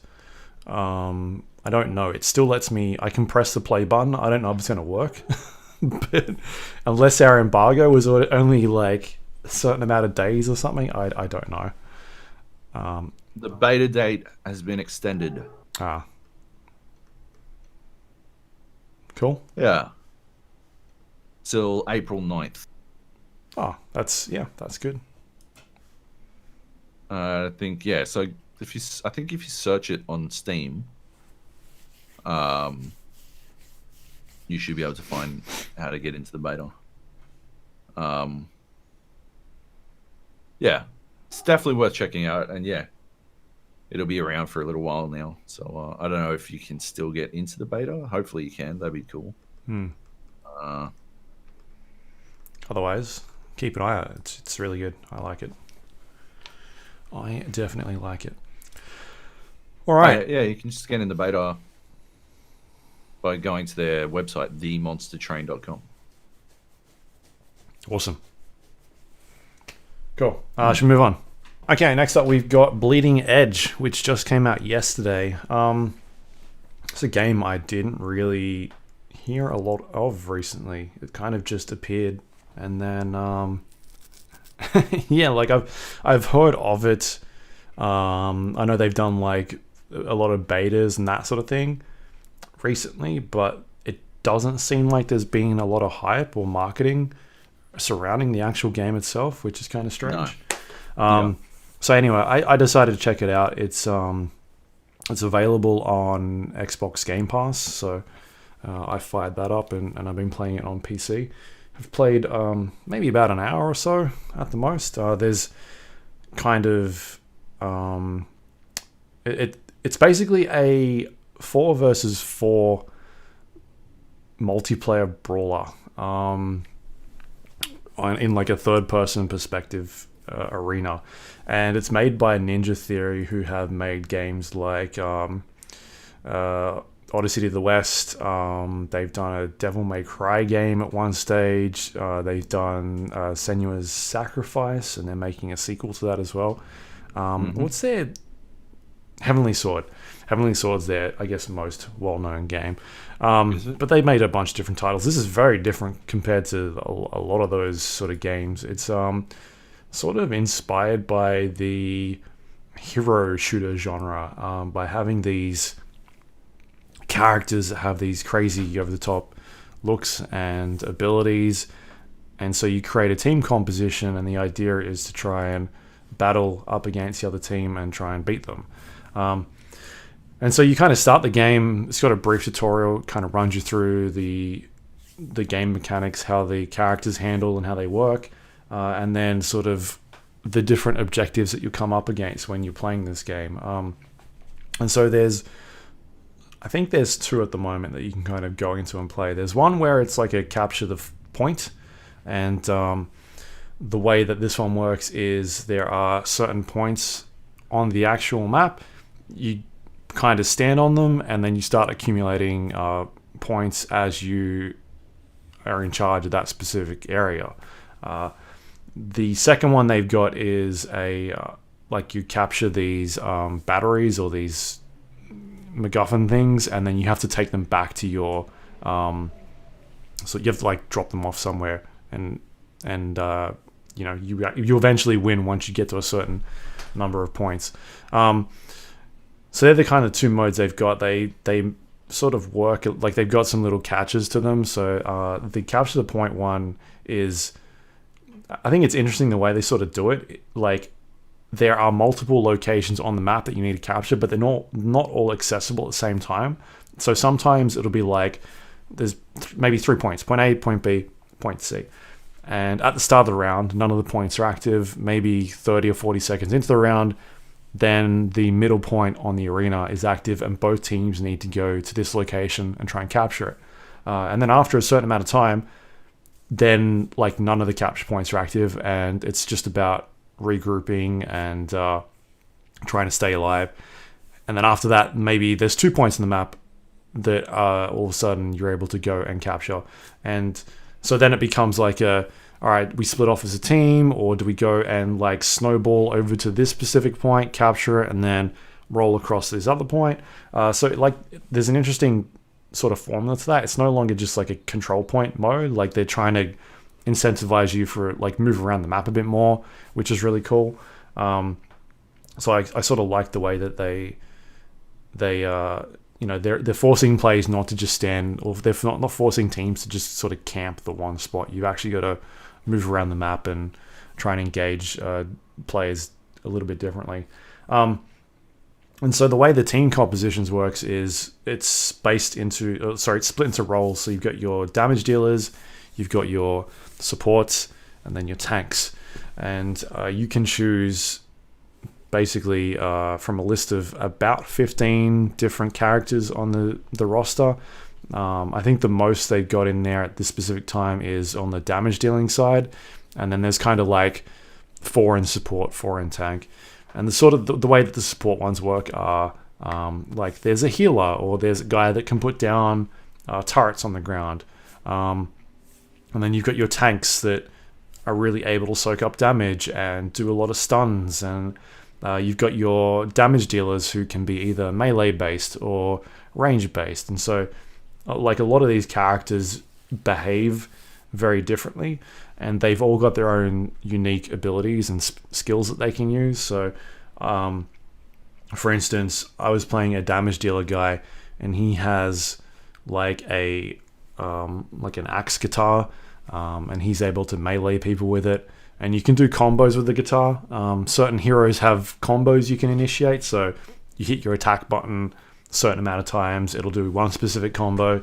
If you do a different type of attack, then that's sort of a different type of combo. And then like this specific character will have his ultimate, and it might be a radius, like a stun ability, or like he's got just a normal ability where he can use sort of like a slide, and he slides into an area, he'll do like a little bit of a stun and then leave a fire trail behind him. So that's kind of the way he works. And then I've played a healer. The way the healers, I've played 2 different healers. There's one that's got like a snake for an arm. I think he's got a snake for an arm, or there's a snake on him at least. It's very like over the top characters, really cool designs actually. And so he's a range based healer. He does damage using this AoE effect, but also anybody that's in that AoE that's on your team gets healed by it. And then he's also got this ultimate ability, which is a mind control that allows him to take control of an enemy player, and you can move them around for like 4 or 5 seconds. So it's sort of like a crowd control ability, or a even like, oh, I'm chasing this character and he's trying to get away from me. I'll mind control him and make him come back to my team, and we'll kill him. Right. Different ways you can sort of play that up. And then there's like, different types of healers and tanks. So I've played like 4 or 5 different roles in there. But yeah, I'm like, it's a fun game. I think the characters look really interesting. Like, it's got a really good aesthetic to it, or art style. It's sort of a mix between these, maybe like an Overwatch sort of style, but at the same time, Borderlands is very like influential in terms of the aesthetic that it's got going for it. It's got these heavy, thick lines surrounding characters and objects, like that cel-shaded look. But the actual designs of the characters themselves are really unique and interesting, which, I don't look at them and go, oh, I've seen that character before in, this other game, or they're trying to do this from Overwatch or from, League of Legends. I don't play a lot of League of Legends, so maybe they have ripped off League of Legends, but it doesn't look like anything that I've seen before, like the snake dude. So that stuff looks really cool. And just like the combinations that you can kind of use or the team compositions to sort of battle your enemies can be really interesting. Going up against a certain team composition and trying to figure out, all right, who is the healer? I'm going to sneak up and try and deal with them first. That way I can stop their team from healing. And there's a lot of strategy sort of involved in terms of that. Like, it's not a super deep game from what I can tell. It's not like, right. I don't know. It doesn't seem like there's going to be a lot of depth to it, but it still seems like it's a fun game from what I've played so far. The only like disappointing thing about it, I feel like, is that I don't think a lot of people are going to play this game because it's a $30 game, or I know. Is it not free? It's not a free game, no. In Australia, I guess it's probably like $60 or $50, something like that. Yeah. It's free. Fuck is going to buy this? It's free if you got Game Pass. And that's the kind of thing where I don't really understand why it's not a free-to-play game. Because if it was, I think people would play it. I don't think it would be a huge runaway success, but at least it would have some sort of community behind it. And then they could monetize it with skins and whatever else they're doing. Because at the moment, there's no, from what I can tell, there's no monetization in there. There's no like store for skins, anything like that. So I don't know what their plans are moving forward. It just kind of seems to me that this game is going to be pretty dead on arrival, or at least, I think there'll be people playing it now, but I haven't any problems getting into games. But a month from now, when people sort of move on from it, then what? Where does the community go from there? Whereas if it was, I think, a free-to-play game, at least you can kind of have that incentive for new players coming in all the time, and there's some sort of community around it still. So I just don't really get where this game ends up in a month or two's time, because I still think it's got some interesting, fun little things going about it. It's not the type of game where I'd sit there and play hours and hours on end, but I could jump in and play a 10-minute game, because that's sort of how long the matches seem to be running for, and I'd still get like some enjoyment out of it. So yeah, that's kind of the way I feel about it at this stage. Is it seems cool and fun, but I just don't get, I feel like it's too expensive, and there just won't be much of a community around it fairly soon because of that. Would you play it if it was free? If it was free, I'd be playing it, yeah. Would you? I'd check it out. It'd mean that I'd have had other people jumping in and playing with me, like, hey guys, download this, we'll jump in and play a couple rounds, check it out. It'd have that word of mouth thing of people at least playing it for a little bit of time, and then it could catch on to people. Like Dota Underlords. Like, if I said to people, let's go play Dota Underlords, and it was a $30 price tag, half our group wouldn't jump in and play that, because nobody likes fucking Dota, right? Yeah. I'd play it. Yeah. Instead, you've got people that don't play Dota that have spent 100+ hours playing this game out of our group. So yeah, I think it's got interesting things about it, like the way the levels are set up, and how control points sort of not necessarily stationary. They move around the map, and it kind of forces you to think about where you're going to be going next. There's like power ups and that sort of thing that move around the map. There's modifications that you can have on your characters that sort of tweak your abilities a little bit. It's not like a pay to win thing, because you can't actually buy these mods while you can't buy them at all. You use your in-game currency from leveling up your characters to unlock these mods. So the more you play, the more tinkering you can kind of do with these individual skills, and all right, this specific skill that I've got lasts an extra 1.5 seconds longer because I've unlocked that. But I just don't know what their long game is. Where do they go from here a month or two from now? Are they releasing new characters and you've got to buy new characters, or what's their game plan? It just seems kind of like they've sort of put themselves in a weird spot. Yeah. Yeah, man. It's just, I don't know. It looks like a game that's been done a dozen times already, and there are free-to-play variants of. And I don't really understand what was the fucking elevator pitch for this? Let's make Smite with Borderlands graphics? Yeah. Right? Yeah, and that's the thing. Because I know there's been tons of betas, and it seems like everybody that's played it has been like, yeah, it's really fun. I just don't understand who this is for, type thing. Right. Because there's other, like you said, there's other things out there that people could be playing. The benefit is if you've got Game Pass, it's there and you can play it. The other thing is the drop in and drop out nature of it, because it's a 4 versus 4. If you've got one team that's got a healer, and then that healer drops out, all of a sudden it's like, oh, cool, now we're down a player. Now it's 4 versus 3, and we don't have a healer, and now I've got to change from whatever I am, like a damage dealer or a tank, and move to a healer. But if I do that, then we don't have a damage dealer.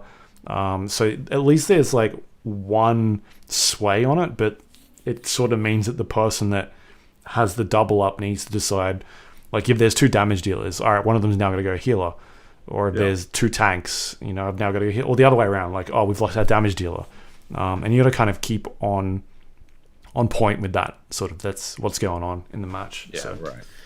Anyway, I've had fun with it, but at the same time, I just don't know who it's for. It's a really weird game to be putting out right now with a $30 price tag, when I think it should be a free-to-play game.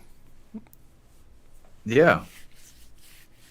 Yeah, at least. I mean, I think you'd struggle. You'd struggle to convince me to play this even if it was free. I think. Yeah. I'm watching footage, and it's like it just doesn't look that interesting. I think like it looks really generic. Yeah, I don't know, man. Yeah. It's just not, there's not like a super amount of depth to it at this stage, because it's, right. There's one button to attack and you've got 2 spells. That's kind of the way it really works. They've got different sort of recommendation levels on characters. Like, oh, this is an advanced one, but like I've jumped in and played some of those advanced ones. I don't really see what the difference is. Right. Like, why is this advanced compared to the other ones? It just hasn't really clicked to me as why they're sort of singling that specific character out as like, this one's advanced. I guess because, one of the abilities is an AoE that you sort of can place on the ground, as opposed to just like mashing Q or E to do a stun. I don't know. Like, there's some thinking about where you're going to put it. Right. It's not extremely complicated, or it's too deep, but it seems like they're trying to make it more than what it is by being like, oh, here's an advanced character. It's like, no, not really. Whatever. Yeah. But I don't know. Like, I've had fun with the games I've played, so it's not something that I'd be throwing $30 down for, or I don't know what it is in Australia, 50 or $60 at this stage from the price, from the Australian dollar. But yeah, it's hard to recommend at that price if you do not have Game Pass. Anyway, yeah. All right, and that's Bleeding Edge, available now. Next up, a good game I can talk about, Control. The expansion will be out by the time people hear this. Control, obviously our game of the year of last year, unanimous. I think the first time that's ever happened. Maybe. Yeah.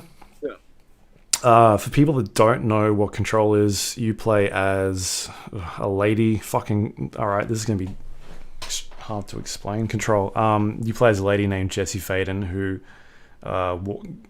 is looking for her brother, who is in this strange building. You get there, you find this weird weapon, which makes you the director of the Federal Bureau of Control, and all this crazy stuff starts happening as the building is taken over by flying monsters called the Hiss.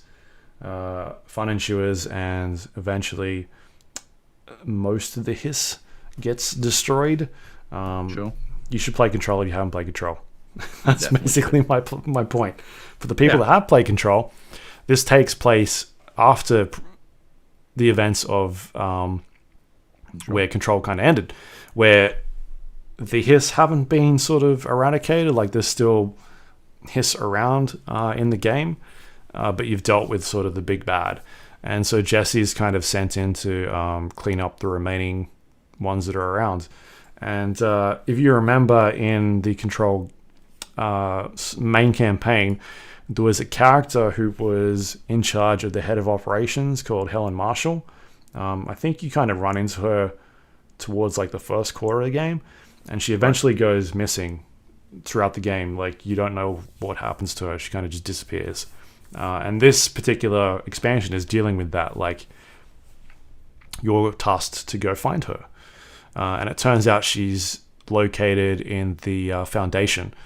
Foundation is basically the base of the building. If you remember Artie, the janitor, where he would go on holidays was that underground sort of area where there were giant pillars around the place.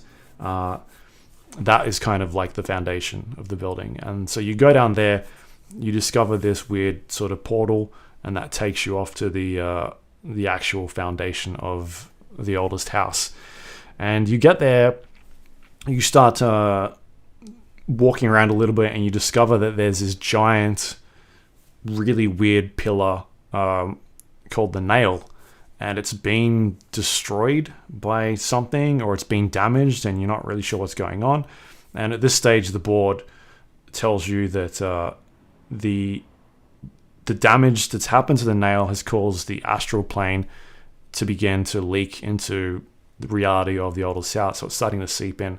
So you remember the astral plane was that weird sort of bright lights background, white area, like that sort of aesthetic to it. So that's sort of started to leak into the actual building.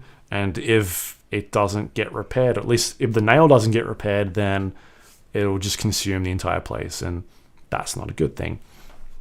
So that's sort of Jessie's role in this particular game. That's what she's got to do. That's her main mission, is to repair the Nail and stop the building from going kaput.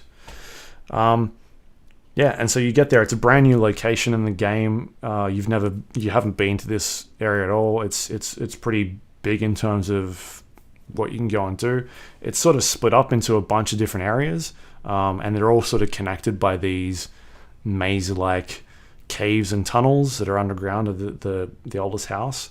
And it's extremely like it's got like this Metroidvania feel to it, where a lot of the missions in Control were sort of linear in terms of you were given a mission and you kind of go from point A to point B, but also you could kind of do a lot of side missions along the way. Whereas the main overall mission in this expansion, the Foundation, is sort of split up. You can kind of do it whichever way you want. And that's because they give you an ability called... what's the ability called? The Shape, I think. Yeah, the Shape. And it's got two different forms that you can use. One's called Create. The other one is called Fracture. And depending on which one you pick will sort of gatekeep you out of specific areas. And the way that these two abilities work is Create, for instance, there are set places within the environment that allow you to create crystal formations out of the walls or the floors of the place you're walking around, and you can use these crystals to platform and to get to areas that were previously not accessible to the player. And so you can use this Create ability to make crystals come out of the floor or out of the walls, and then you kind of platform up to higher locations. But at the same time, that kind of stops you from getting into other areas because you've picked this one ability. So that you don't necessarily have to go Create, but if you pick that, then that kind of locks you out of that specific area. Eventually, you do get the other ability, but it's sort of a bit less linear at this point. You kind of open to going to wherever you kind of want at that stage. Two paths. Yeah, there's two paths, and on top of that, there's, I think there's four paths technically, but like the two paths you can kind of go to whichever way you want in whichever order, and then you eventually come back and you can do the other two. So yeah. Bit more open-ended. That's sort of something they've always wanted to do with. I know they wanted to try and do Alan Wake as like an open world game, and Control sort of explored that in terms of it was definitely like an open area. You can kind of go back, a lot of Metroidvania styles sort of stuff, but this sort of puts you in an area and it's like, all right, now we're splitting that up even more. So something they've toyed with.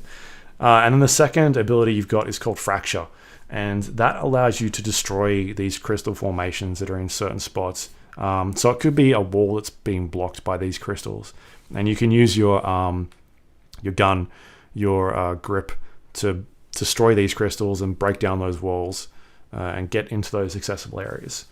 And you can use both of these as an actual weapon, like a tool against enemies. So the way that create works is you might see something you can interact with on the floor, and so you can lure enemies across the top of them, and then these crystals will sort of jump out of the ground, and you can sort of use them like spikes, like a spike trap, and that'll damage enemies. At the same time, fracture, you might see them on a level surface, and you can lure hiss over the top of them and shoot the crystals, and then they'll kind of just fall into a pit and die.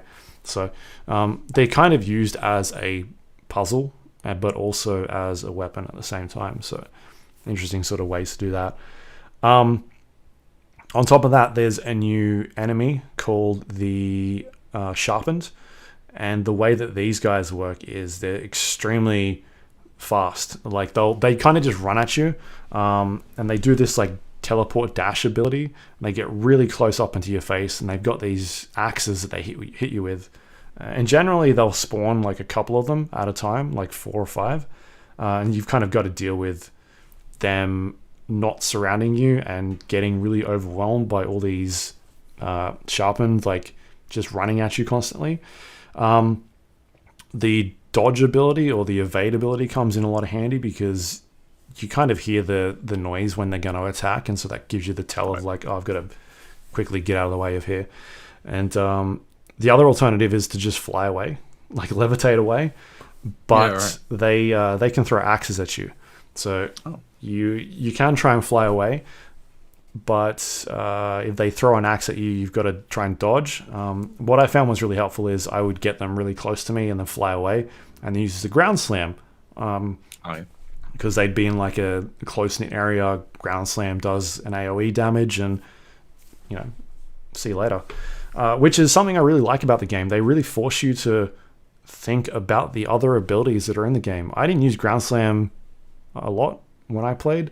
The original Control, at least. But in the Foundation, I've found myself using ground slam quite a lot.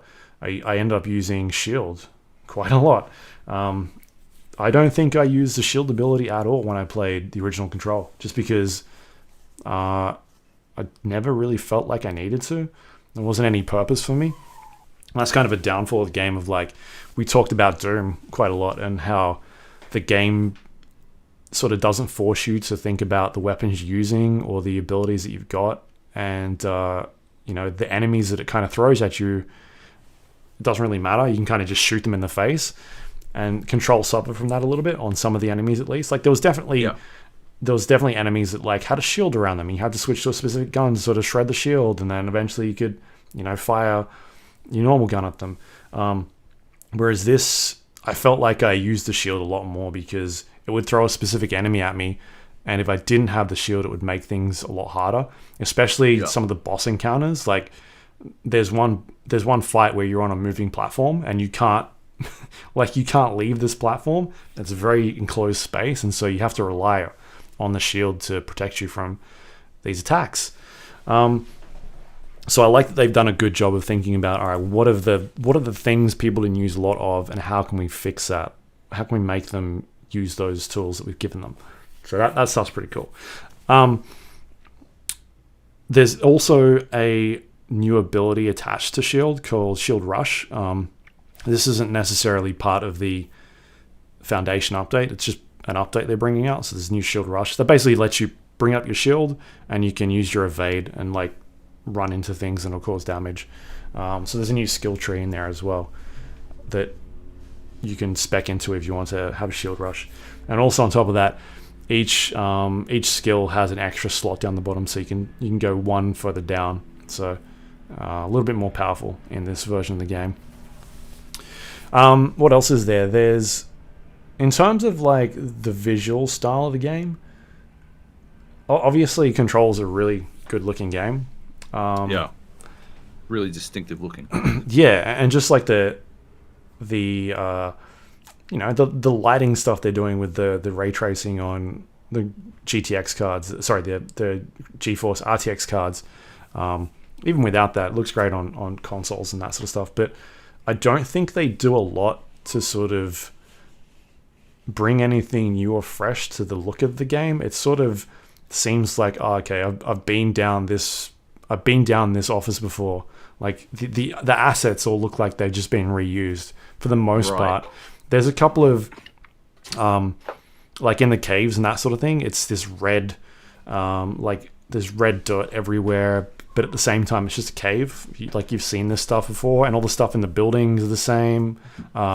The elevators, you've been in those elevators before. Like they're just doing more of the same sort of stuff they've already done.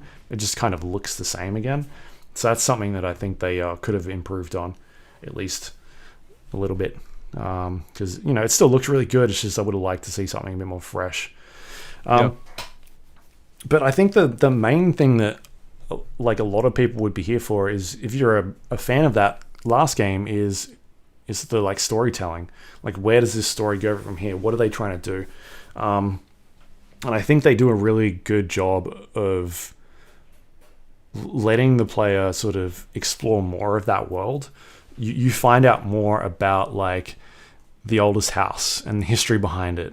And the directors that have previously been in charge of the bureau, and then other scientists that have sort of come before, like Dr. Darling, who was one of the main characters of Control. Like, you sort of hear about them and them discovering all this weird stuff that's going on. So it's really cool to sort of get the history and the background on all this stuff. So that stuff is really interesting. And I think where the game actually goes in terms of its story, I'm trying to think of how to say things without spoiling it. I think it does a really good job of like cliffhangers. Like, oh, okay, I wonder where this is going, because I obviously know where they're going on the next DLC because they've announced it, but I can't make the connection between the two. Right.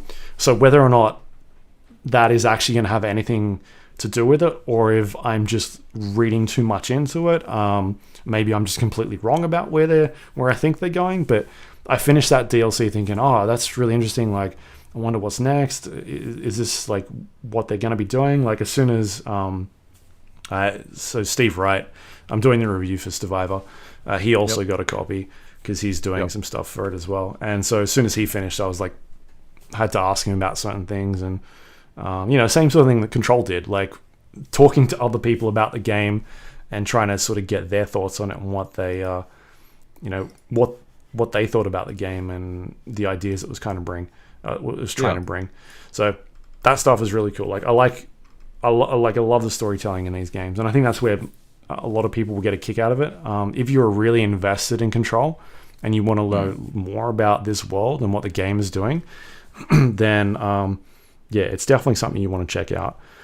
But if you're thinking you're going to get more different types of gameplay, I guess that's not really what the game is doing, other than like the one new enemy type, because it reuses bosses. It reuses bosses. That's all I'm going to say. Right. And there's some unforgiving checkpointing in this one. I'd say again worse, absolutely worse than the last game. Yeah. Oh my god, really? Yeah, it's way worse, and I think it's going to get a lot of criticism. My biggest fucking complaint about Control was how bad the checkpointing was. Holy fuck. Giving it a pass about that specific one is that it's not a main mission; it's a side mission. Right. Still, but it's still got the most heinous checkpointing I have seen. Shit. Mainly because it ends on a boss fight, and you need to spend about 3 minutes getting to that boss, like fighting other enemies, and you eventually get there, and you're like, shit, I've got to do all this again. That's annoying. And I know it wasn't just me, because Steve Wright was having problems with it, and I was like, dude, I literally went to bed and I beat it the first time the next day. It was one of those things, like, you just needed some rest. Yep. Yeah. Other improvements. New map 2.0. So much better. They sort of highlighted the different elevations on the map, so the higher parts are a bit more darker, and so you can really read the map. So much better. It's great. Some really fantastic articles in there, like documents about new altered items and that sort of stuff. If people like reading up on that, which is something I got a real kick out of, because I think the writing in that game is phenomenal. Some awesome interactions between Jesse and the board. They really give the board a lot of character this time. So the board is that weird upside down triangle thing that you would talk to through the hotline, and you still don't know what the board is. Like it could be a group of people, it could be one person, but it always speaks like really weirdly to you. And there's some great dialogue between Jesse and the board. I think it's really funny stuff. I don't like, because the DLC is sort of split up into two sections. You've got the Foundation, which has just come out, and then the AWE expansion is coming out in a few months, which is the Alan Wake DLC, or it ties to Alan Wake. It's like a $24 price tag, so it's kind of hard to say, what do you like? Can you buy it? Is it worth buying? And without having the second part of that, it's really hard to be like, do I recommend this? I think I'd recommend it to people that really dug the story and wanted to know more about it, because that's kind of what it does. But at the same time, it leaves you, at least I felt, on a bit of a cliffhanger. Maybe it doesn't. Maybe it did resolve what it was trying to do. I just felt like it didn't. But it just gives you more of that world and more of that stuff with a little bit more, a tiny bit of new things in there, which is the new villain. Sorry, the new enemy. Enemy type. Yeah. Otherwise, the aesthetic looks pretty much similar. Like, there's not a huge amount of change in there. It didn't take me that long to sort of pick it up and be like, oh, I'm playing Control again. Like, the learning curve wasn't difficult at all. So that stuff is really cool.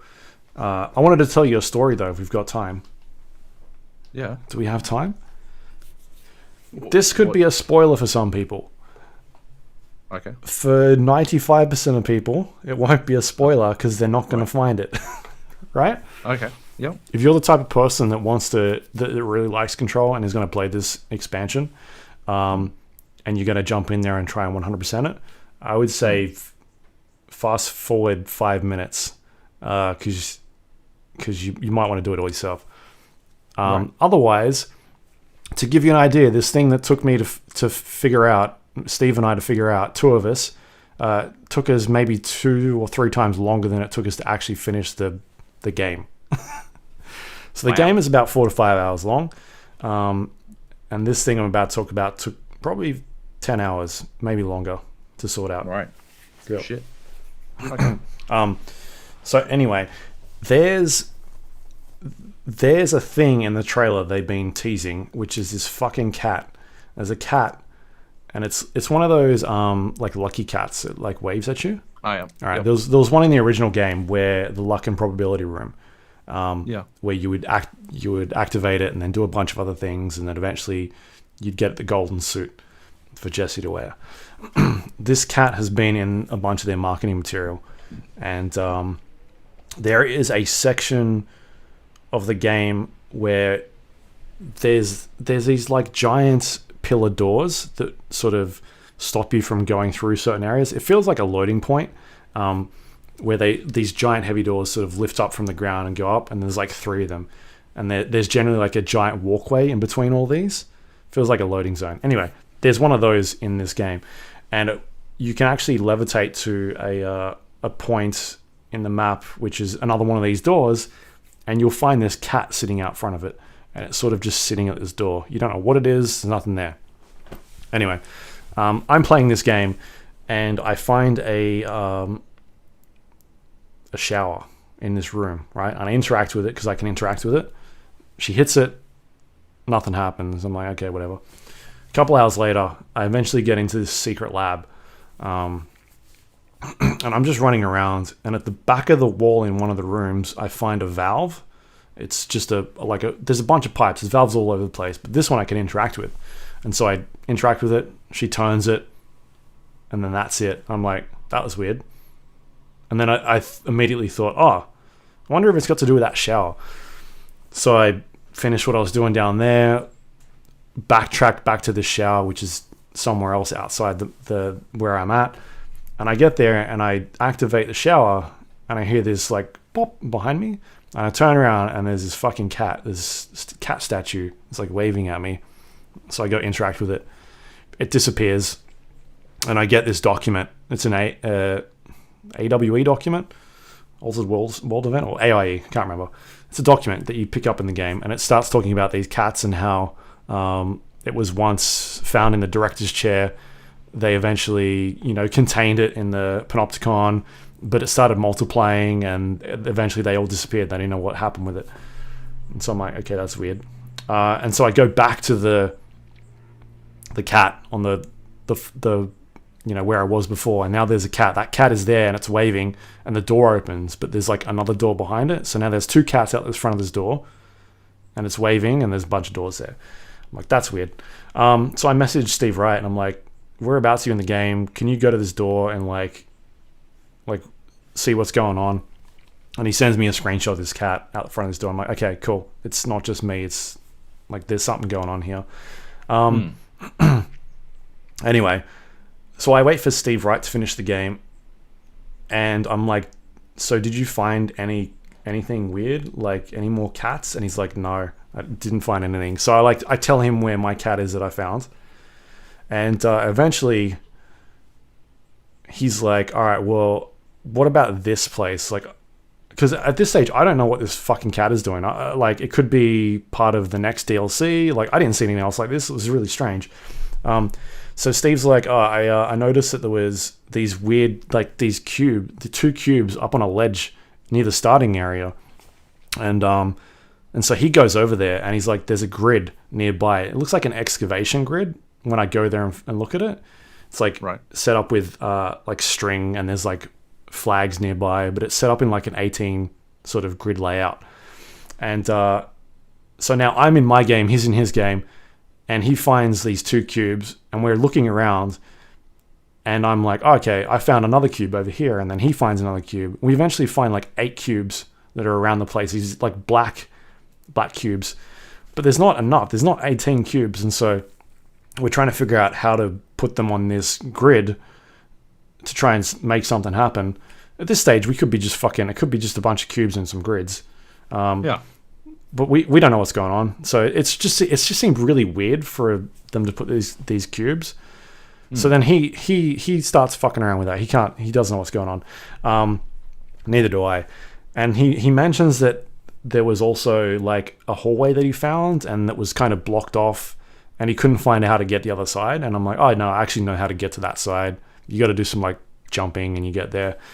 And then he says, oh well, what about the bathroom? There's like an astral plane bathroom that you get into. Right. And I'm like, okay, well, what about it? And he's like, there's like this gold hole that you can see. And one of the puzzles in the game is you find these gold cubes, and you throw the gold cubes into the gold hole, and it creates like a platform. And I'm like, okay, interesting. And so I go to the bathroom. I can't find this cube. And so I go back to the astral plane, and I've finished the astral plane because I've finished the game, and I find a gold cube that's sitting like on a ledge. I'm like, okay, that's weird because it shouldn't be there because I've finished this area. So I pick it up, and I'm looking around, and I see a bathroom off in the distance. And so I throw the gold cube at the bathroom, and it gets sucked into the toilet. I'm like, okay, fair enough. And so I go back to the bathroom on the map, like the actual in the thing, and the gold cube is there. And so I pick up the gold cube, throw it into the gold hole, and the fucking cat shows up. I'm like, all right, Steve, we're onto something. There's something going on here. Now we've got 2 cats. We know we're not going stupid. I'm like, that cube that we're looking at with the excavation pit, it's definitely something. And so he's looking at it, and he's like, shit, I think I figured it out. There's footprints in some of the squares. And then he goes, they're paw prints. They're cat paw prints. And so he puts all the blocks in all the paw prints, and fucking cat shows up. So we've now got 3 cats. We go back to the to the door, and now an extra door opens, and there's 3 cats. There's 4 cats or something sitting out this front door, waving at this door. All right, fair enough. So now we're on an adventure to try and figure out this cat thing. I find one doing some platforming back near the nail, the thing I was talking about. You have to jump up really high. It's in a cardboard box. Find the cat in there. Boom, another cat. Then Steve mentions an elevator that's in the game. And at one stage, you get in this elevator, and there's these red orbs that sort of flash on each side. And they're one of those orbs that you shoot, and it kind of gets rid of red area around you. And he mentioned that he tried to shoot them when he was playing it, and he couldn't do anything. So I went over and had a look. And I meleeed one of them, and it disappeared. And I was like, all right, cool. So I went back down, went back up the elevator, melee. Cat shows up in the elevator. And at this stage, like, I'm sort of running out of ideas, because I'm like, what else is weird in the game that I've seen that we can try and figure out? And so there's a side mission in the game where you go down a cave and you find a TV, and it's pitch black dark, but the TV uses light to illuminate everything. And so you go through it while fighting enemies, but the enemies don't attack you because they're sort of hypnotized by the TV. I'm like, fuck, now I've got to go look in this cave, because that seems like a good spot to hide one of these cats. So I find a light, and I use my levitate ability to carry this fucking light through this dark cave. And I come across this teddy bear. It's kind of just sitting in this hidden tunnel. Like, I had to break a wall to get to it. And I'm trying to interact with it. I'm trying all sorts of stuff. I'm shooting it in the face. Can't figure it out. Don't know. So I leave. I go somewhere else. And there's another part of the map. At this stage, I'm basically going to every section of the map, looking for weird shit. There's this room with like 40 offices in it. All right, it's this giant room. And I'm just... This stage of the game, I'm just throwing shit everywhere. Like, I'm picking up tables, throwing them at walls. And in this particular office, I just throw a table at a wall, and the wall breaks. And I go in the room, and there's some documents and stuff in there, and there's a poster on the wall. So I throw another thing at that poster, and then that wall breaks, and there's a cat sitting in there, sitting on the floor. So at this stage, we've now got 7 cats. And it looks like there's still more room, like 3 more cats at this fucking door. Like, doors are opening all over the place, but it's not working. Right. It's about 3 o'clock in the morning at this stage, and I started at about 10:30 at night. And I'm like, I gotta go to bed, because I'm gonna be here all fucking night. So then I get up the next morning. About 3 hours goes by. I do not find anything. I'm at this stage. I've taken a screenshot of the map, and I've highlighted all the areas I've been to. And I'm looking all over the place. Steve shows up, and he's like, how are we going? I'm like, I've not found anything in 3 hours. It's my second walkthrough at the astral plane. This is where I found the toilet thing. I'm just sort of just backtracking at this stage. About 10 minutes after he shows up, I realize that there's another gold cube underneath a crystal floor that you can destroy. It's kind of just sitting in the bottom corner. So then I pick that up, and I'm like, where the fuck do I throw this thing? And then I find a spot to throw it into. Boom. Another cat shows up. At this stage, we think there's only one more cat, because there's only one spot for it, and we can see like through a crack in the wall. It looks like there's another wall behind it, so it doesn't look like another door. It looks like there's some sort of wall there. All right, fair enough. And I don't know where else to look other than back down at that teddy bear. So yeah. We go back down to this teddy bear, and I'm having this idea, because in front of this bear is this weird rubble. It's like, it looks like the cube, but like a broken cube. I'm like, we got to get the bear a cube somehow. Like the bear wants a cube. And so I go back up the top, and Steve and I are trying to carry one of these cubes through this dark fucking tunnel, juggling. That our idea is to juggle the light and the cube, yeah. But the moment you get into the tunnel, the cube disappears, like it despawns. I'm like, shit. Now I got to find a cube inside of this dark tunnel, because that's what the bear wants. The bear's going to get what it wants. Of course. So I'm looking for this fucking cube, and Steve's like, oh, I just found it. And I'm thinking, oh, he found the cube. And he's like, no, I actually found this fucking cat. There was like a little hole in the wall covered by a bunch of rocks that you had to levitate out of the way. And you walk in there, and you find this cat, and it also a document that talks about the teddy bear as well. So they're sort of tied together. And at this stage, Steve's game crashes to desktop, and he can't boot up his save anymore. Like his save is corrupt or something. I'm like, oh man. But it wasn't. Yeah. So I sent him my save game file. He loads into it. We eventually both get, because we're both online at the same time. We both get to this fucking cat door. The first door opens, second door, third door, fourth, and these cats are standing out front waving.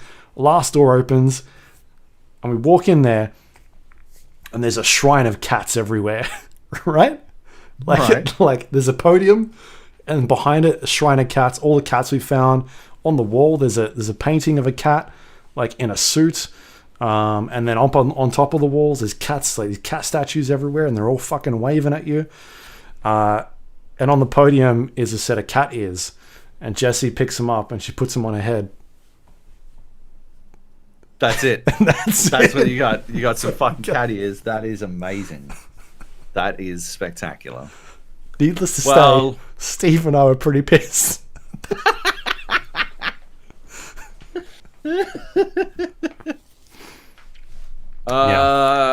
That's amazing. That's spectacular. You have to write that up. Like, obviously, spoiler warning the fuck out of it, but that has to be. Like, I'm not talking about like a fucking guide on how to get all the cats. Oh no, it's talking about Steve's written a guide for it.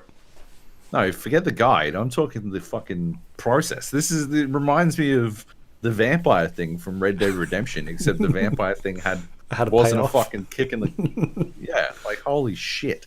Yeah, that's amazing. But Steve then messaged Remedy, the developers, with a picture of him with the cat ears on out the front of his door, and they messaged us back and said, nice work.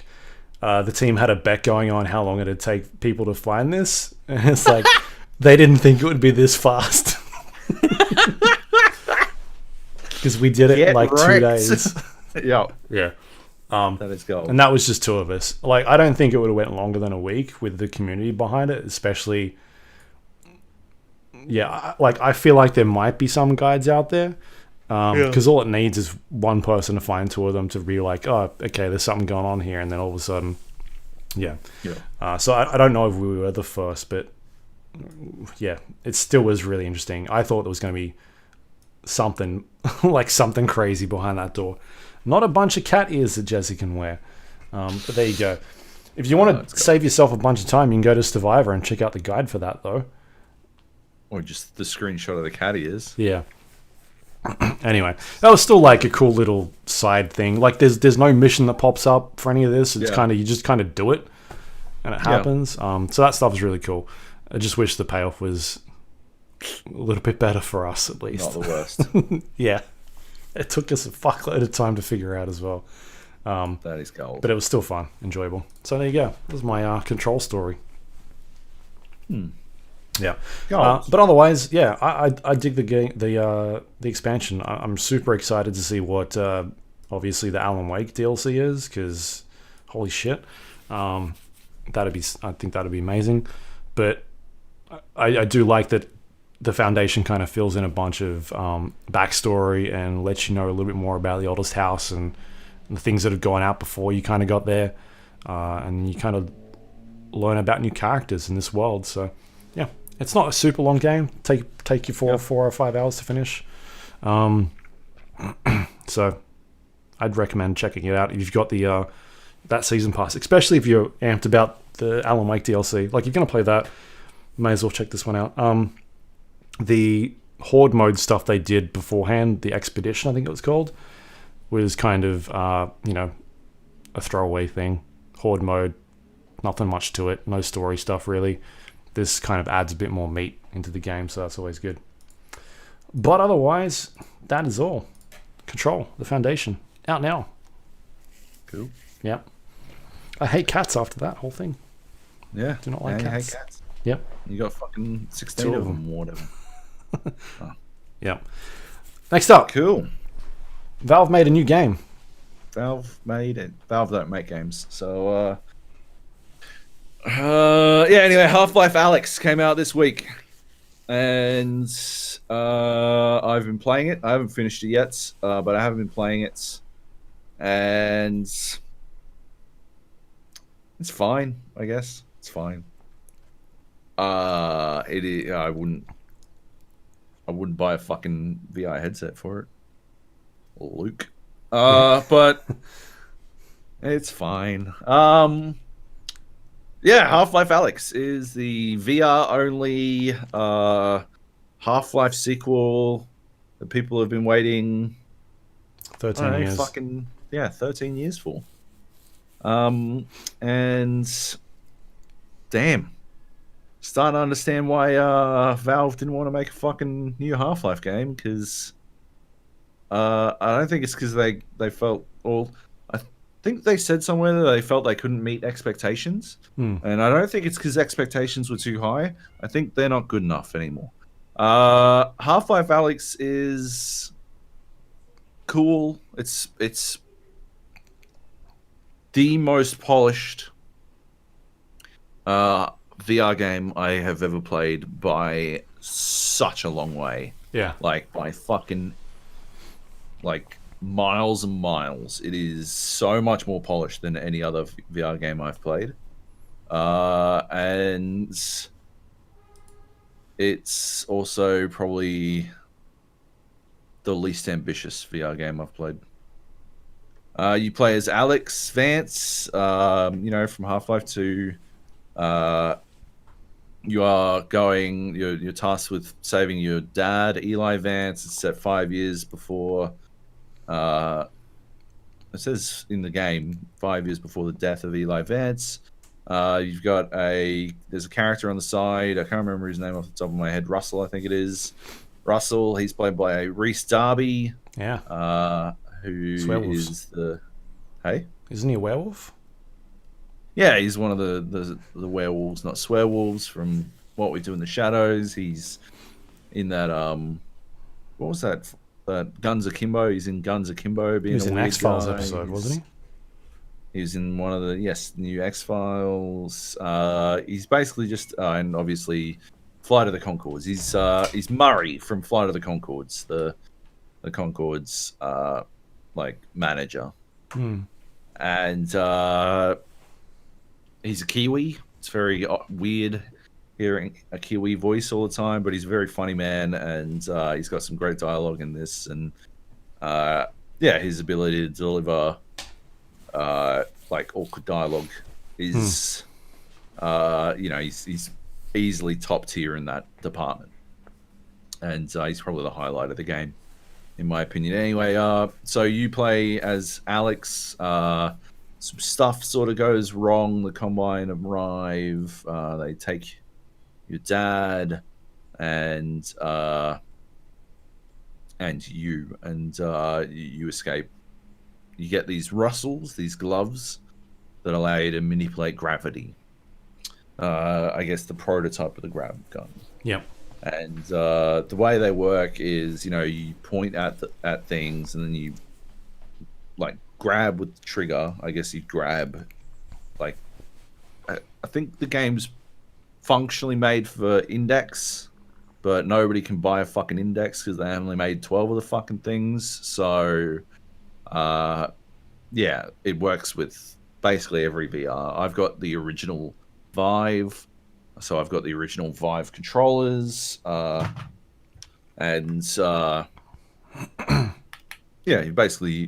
grab with the trigger, and that allows you to pull something to you, and then you catch it again. So you pull with the trigger, and then you pull the trigger to hold it, and that's basically how you bring stuff to you. And the Onion did a article on Half-Life Alyx, and in it they're like, you can grab all kinds of things from around the world, ranging from small cardboard boxes all the way up to slightly larger cardboard boxes. And that's pretty true. That's largely what you're grabbing, is various sizes of boxes. It feels really weird, right? Because I remember with the grav gun being fucking like flabbergasted over the things you could grab, you could basically just interact with shit.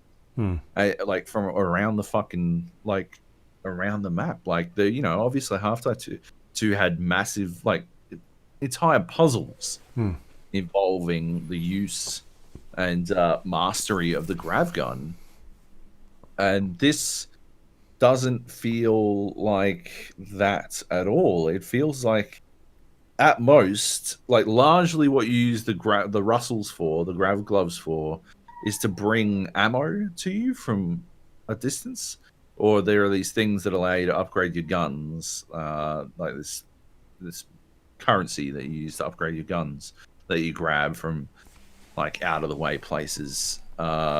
They're hidden all over the place, and so you find them and you bring them to you, and that's about it. Like that seems to be the extent to which the grav guns are used. There are a few minor puzzles, but largely what you're doing is not that involved. It's moving boxes out of the way of doors, or I think the if you've seen any clips of Half-Life Alyx from before the game came out, that people were using like grabbing. They've got that one where they grabbed a chair and used it to the head crab. Yeah, to block a head crab. You don't do anything that involved. Me, I grab a rubbish bin lid and I just hold it up in front of me, and the head crab jumps and hits and then I just drop the fucking lid and empty a fucking clip into the thing. Right? Like that's about all that you're doing there. Sounds like playing it wrong. Yeah, like, obviously, there's a degree of imagination there that I've clearly usurped. But it's because, like, I think imagination occurs, people have the space to exhibit or exercise their imagination when they aren't utilizing their cognitive abilities just to fucking live through shit. But I never feel like I've got enough fucking ammo for anything. I think I've had about 5 fucking shotgun shells the entire fucking game. And like, yeah, I'm always running out of fucking bullets in my pistol. It's not like I'm wasting them. I'm actually like, I can't imagine how hard this game would be if you were a bit of a shit shot. I guess I'm playing on there's 4 difficulty levels, and I'm playing on the like 3rd highest, I guess, but it's called normal, right? It goes hard, normal, easy, and then story.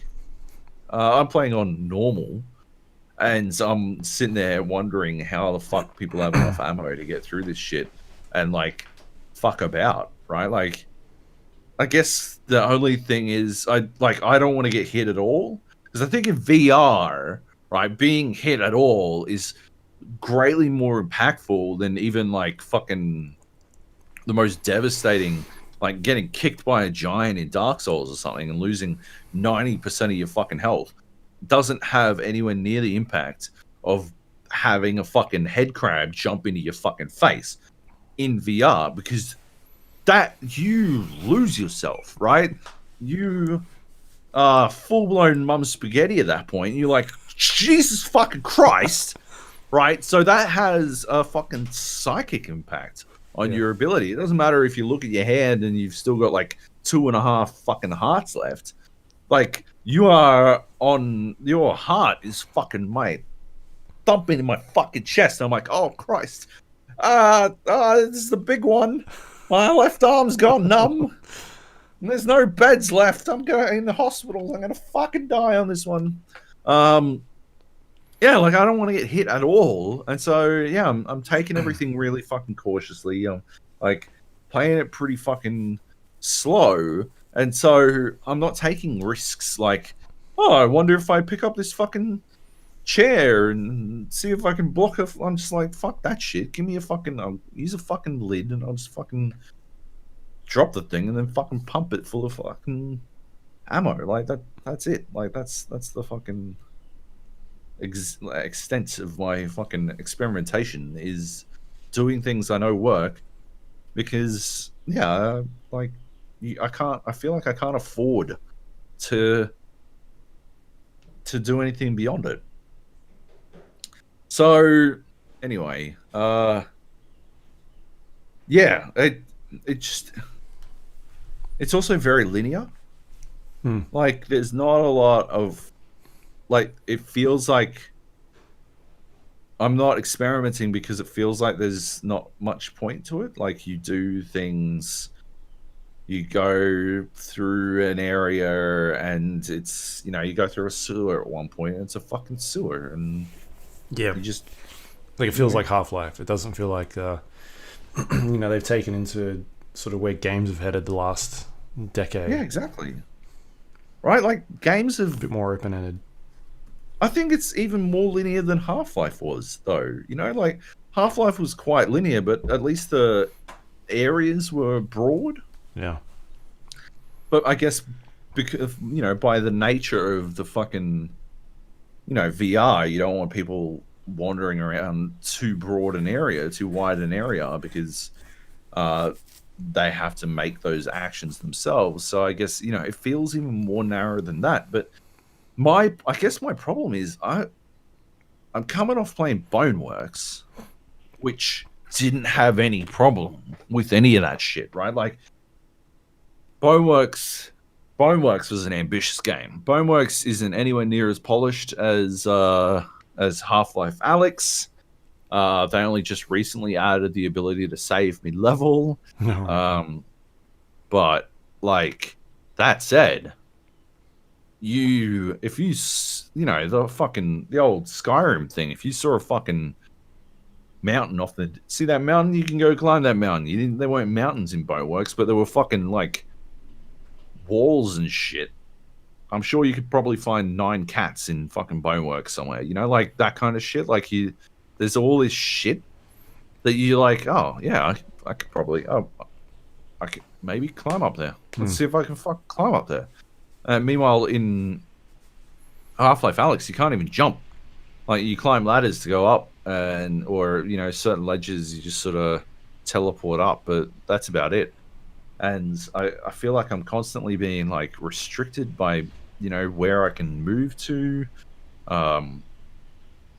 Boneworks did this thing where it would like physically stop your body from moving through certain things. Like your body was a physical presence. Doesn't feel like that's the case in Half-Life Alyx. So like comparatively, I feel like I'm less present when you stick your head through a wall.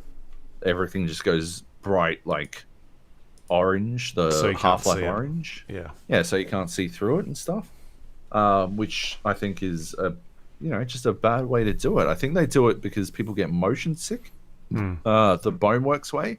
But when I compare the two, right, I would stop playing. I would take breaks from playing Boneworks because I felt motion sick, and I take breaks from playing Half-Life Alyx because I'm a bit bored.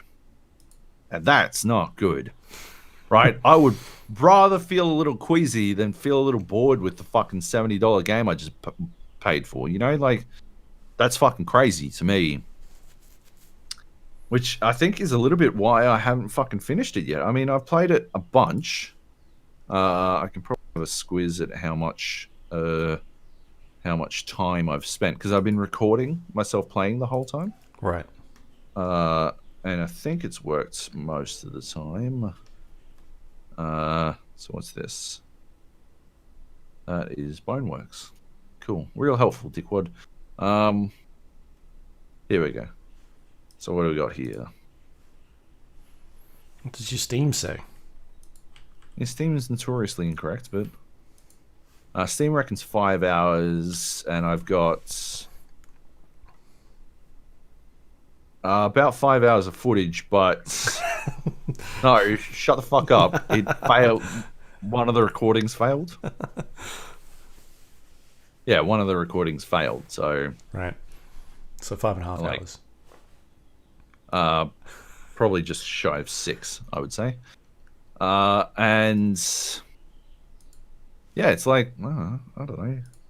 Like, it does some really cool shit, right? Like, the the puzzle solving. There are the puzzle solving, right? The puzzle solving that's really cool in it is like fucking Minority Report shit. When you you've got this tool, this multi-tool that you use to hack Combine devices, and when you're hacking those devices, this like ball comes up, and you've got to like drag a thing, like a blue dot to another blue dot, and there are all these red dots, and you've got to like navigate a sort of maze that doesn't have walls, so you just sort of. But like the red dots, you got to dodge the red dots, and or you got to match colors and stuff like that. And it sounds dull out loud. It sounds dull to vocalize, but in practice, feels fucking crazy, right? Like it feels wild, like something you've never done before. Like you are fucking Tom Cruise, like fucking grabbing things from all over the place and working out how that dude's gonna murder his wife or whatever. Yeah. Yeah, that's rad, right? But the rest of the puzzle solving feels largely tedious. There was this section that I played last night where I got to the top. I climbed all the way up this 4-story like thing, like this apartment area, and it's riddled with head crabs. And I crawled, climbed all the way to the top. And I get up there, and then when I get to the top, there was like a fucking energy force field blocking me from moving on. It's like, and Russell comes over the fucking speaker. He's like, "Oh, looks like you're gonna have to work out how to get through that." And you fucking look at the fucking power cable, and the power cable goes all the way back down to the bottom of the thing. I'm like. Right, so I gotta fucking go back down the bottom. So that's what you do. You just climb all the way back to the fucking bottom, and then you gotta climb all the what? That's not a puzzle. That's just stalling for time at this point, right? Like I already climbed this shit. What the fuck? There's no puzzle. The puzzle there is why am I continuing to play at this point? Because I'm fucking ticked off.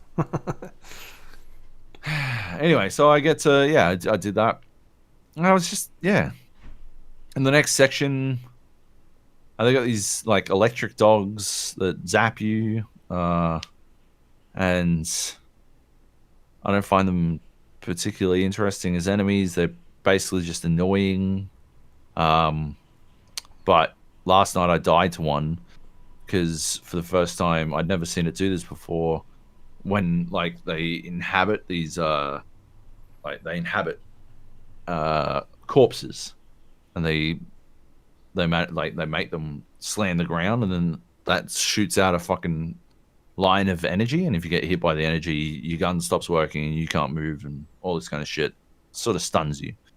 It's not good and does a bunch of damage. Yeah, last night the fucking line turned a corner and then turned another corner and hit me. So I just sort of fucking, it's like seeking me out, but I've never seen it do that before. It's always been like a straight line. Like so much of the game, revolves around basically you like standing somewhere that you shouldn't be, right? Like say you want to take on a head crab, right? You stand in front of the head crab. They got these armored head crabs. When they jump at you, you got to shoot the fucking red part underneath them, right? So to kill them, right, you can't kill them if they're just crawling around. Regular head crab, you just fucking empty into them. Armored head crab, they jump, right, and then you shoot the thing, right? To fuck them up without getting head crabbed, you stand there, and then you hold the up button on the fucking controller is how you teleport on your left hand. So you hold that somewhere else, right? And you hold it 5 meters off to your right. And then with your gun, right? You wait, right? So you got the direction heading over somewhere else, and you got your gun facing at the head crab, and you wait for it to jump. And as soon as it jumps, you shoot, and then you teleport away, right? And you teleport off to the right. And if you don't shoot it, if you don't hit the fucking hit the weak point, then it doesn't die and it continues on its path. And if you had been standing there, you would have gotten head crabbed. But because you teleported away after you took the shot, it missed. Right? That's it. When it lands, it reveals its weak point for a second as well, so you can fucking shoot it.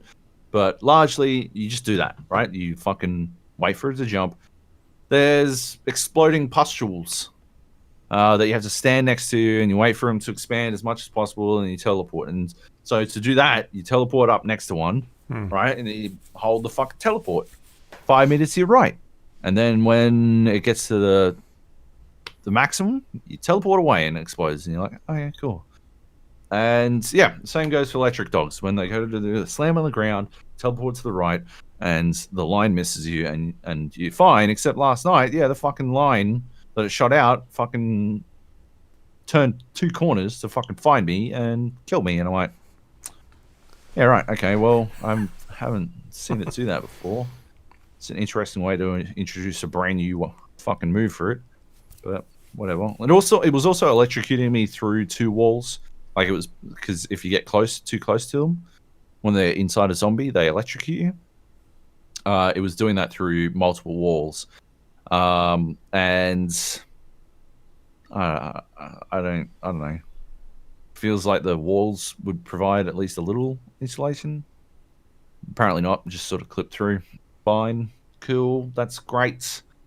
Yeah, I don't know. Just sort of fucking disappointing. The AI on the Combine, or AI on all the enemies, isn't all that intelligent. I mean, head crabs will just head crab their way to you. The head crab zombies will do the same. Combine sort of make their way towards you, but they will take way too many bullets to fucking drop. I don't know how many times I got to shoot a cunt in the head for him to die, but yeah, it's annoying.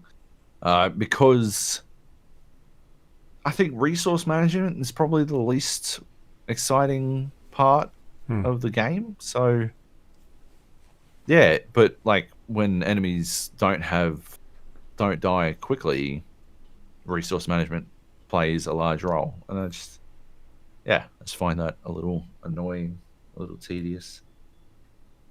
I mean, yeah, I'm basically just going through now because I paid a fucking ton of money and I played 5 hours apparently, and so I can't get a fucking refund. I would probably refund this game, honestly. It's what's it on fucking Metacritic? It's fucking high on Metacritic. I think it's the highest rated game this year. That is bananas. New release. That is crazy. It's 92 on Metacritic, and it is not a 92. It's got 100, 32 positive reviews so far. Yeah, good lord. The lowest it's got is an 80. 1, 2, 3, 4, 5, 6, 7, 8, 9, 10 100s. Yeah, that's bananas. Because yeah, it just doesn't do anything new. I tweeted this just before we started the podcast. But it is the Avatar of games to me. You know, like, forget the Citizen Kane of video games. Half-Life Alyx is the Avatar of video games. It is there specifically to push a certain type of technology, and once you tear away how enamored you are by that technology itself, it is surprisingly shallow. Unbelievably shallow. Yeah, Avatar was there, you know, invented to push 3D TVs into homes. You know, that was the 3D TVs were going to be the new HD TV. Obviously, that flopped. It was never going to work, in my opinion. You think? But whoa, wait till 2, 3, 4, 5, and 6 come out. Wait till 2024 when Avatar 2 releases. Yeah, like, and this has been created as a showcase for what VR is capable of. from a technical standpoint. This is the old id Software. We made a great engine and forgot to put a good game on top of it, type thing. Like it's just, it's hyper shallow. It doesn't do anything interesting with the. I don't think it does anything particularly interesting with the medium. It's some of the worst, like interactivity that I've seen. Your gun. You've got like a gun select button. Yeah, I saw this. I think that's awful. You can only carry 2 guns or something? No, you carry. Well, I've got 3 guns and a multi-tool now. Right. I don't think I'll get any more guns. I prefer if you're limited to the amount of slots you have. So in Saints and Sinners, the Walking Dead game, you can only carry like, I think it's 2 holstered weapons and one on your back. But the trick is you grab all that shit off yourself. So if you unholster your fucking gun and then you shoot it, right? In this, you hold a button and bring your hand upwards. I mean, I sent you a bunch of footage, so you should be able to. Yeah, like if you watch on YouTube, watch this podcast on YouTube at this point. However fucking far into it is, right? Like fucking 2.5 hours, 2 hours and 45 minutes. All right, go to that point in the YouTube and you should be watching some Half-Life Alyx fucking gameplay footage. But yeah, you see, like that. I say that, and I'm not going to say, like, you're not. It's not going to be synced up. You're not going to be seeing me change weapons. Maybe I'm that good. Whoa. Anyway, but you hold up on the D-pad on the right hand controller, and then you drag your hand up, and that's what gives you the fucking pistol. Or you drag left, and then you get the shotgun. No. Holster. Back holster. Like, why the fuck isn't it that way? Why am I not a physical being? Why am I teleporting a gun in my fucking hand? Right? Like, why is so much of this game grounded and then that portion isn't? Right? What happened to the fucking immersion that you've spent literally millions of dollars in R&D in developing a fucking headset for, and then you've pissed away by doing hyper video gamey shit? It doesn't make any sense to me. You've got a torch. You get a torch at one point because the game gets super dark. It is Doom 3 bad implementation of a fucking torch, right? Like, if I forget modding Half-Life Alyx so that people without VR can play it. Mod Half-Life Alyx so I can stick a fucking torch on the bottom of my duct tape a fucking torch on the bottom of my fucking pistol, because I cannot, like. You can't hold a torch in one hand and the gun in the other? It sticks it to the back of your hand. It sticks the torch to the back of your hand, right? So you have to point with one hand and then hold with the other. But if, like, the way, maybe this is different. Maybe it's different on Index, and this is one of the rare moments where they completely fucked people who bought the original Vive. But if you want to teleport, if you want to move, right? So you move with your left hand and the torch is stuck to your left hand. So when you want to move, you have to point at where you want to go. But if you want to move further forward, you like sort of drag it up. And so the torch starts shining wherever the fuck your hand is pointing, right? And you're like, okay, so I want to move 5 meters to the front of me. No, let's make it 8 meters to the front. Okay, well, now that I've tilted my hand up slightly, I can no longer see what the fuck I'm moving towards because my hand isn't moving. So, and worse still, you can't do the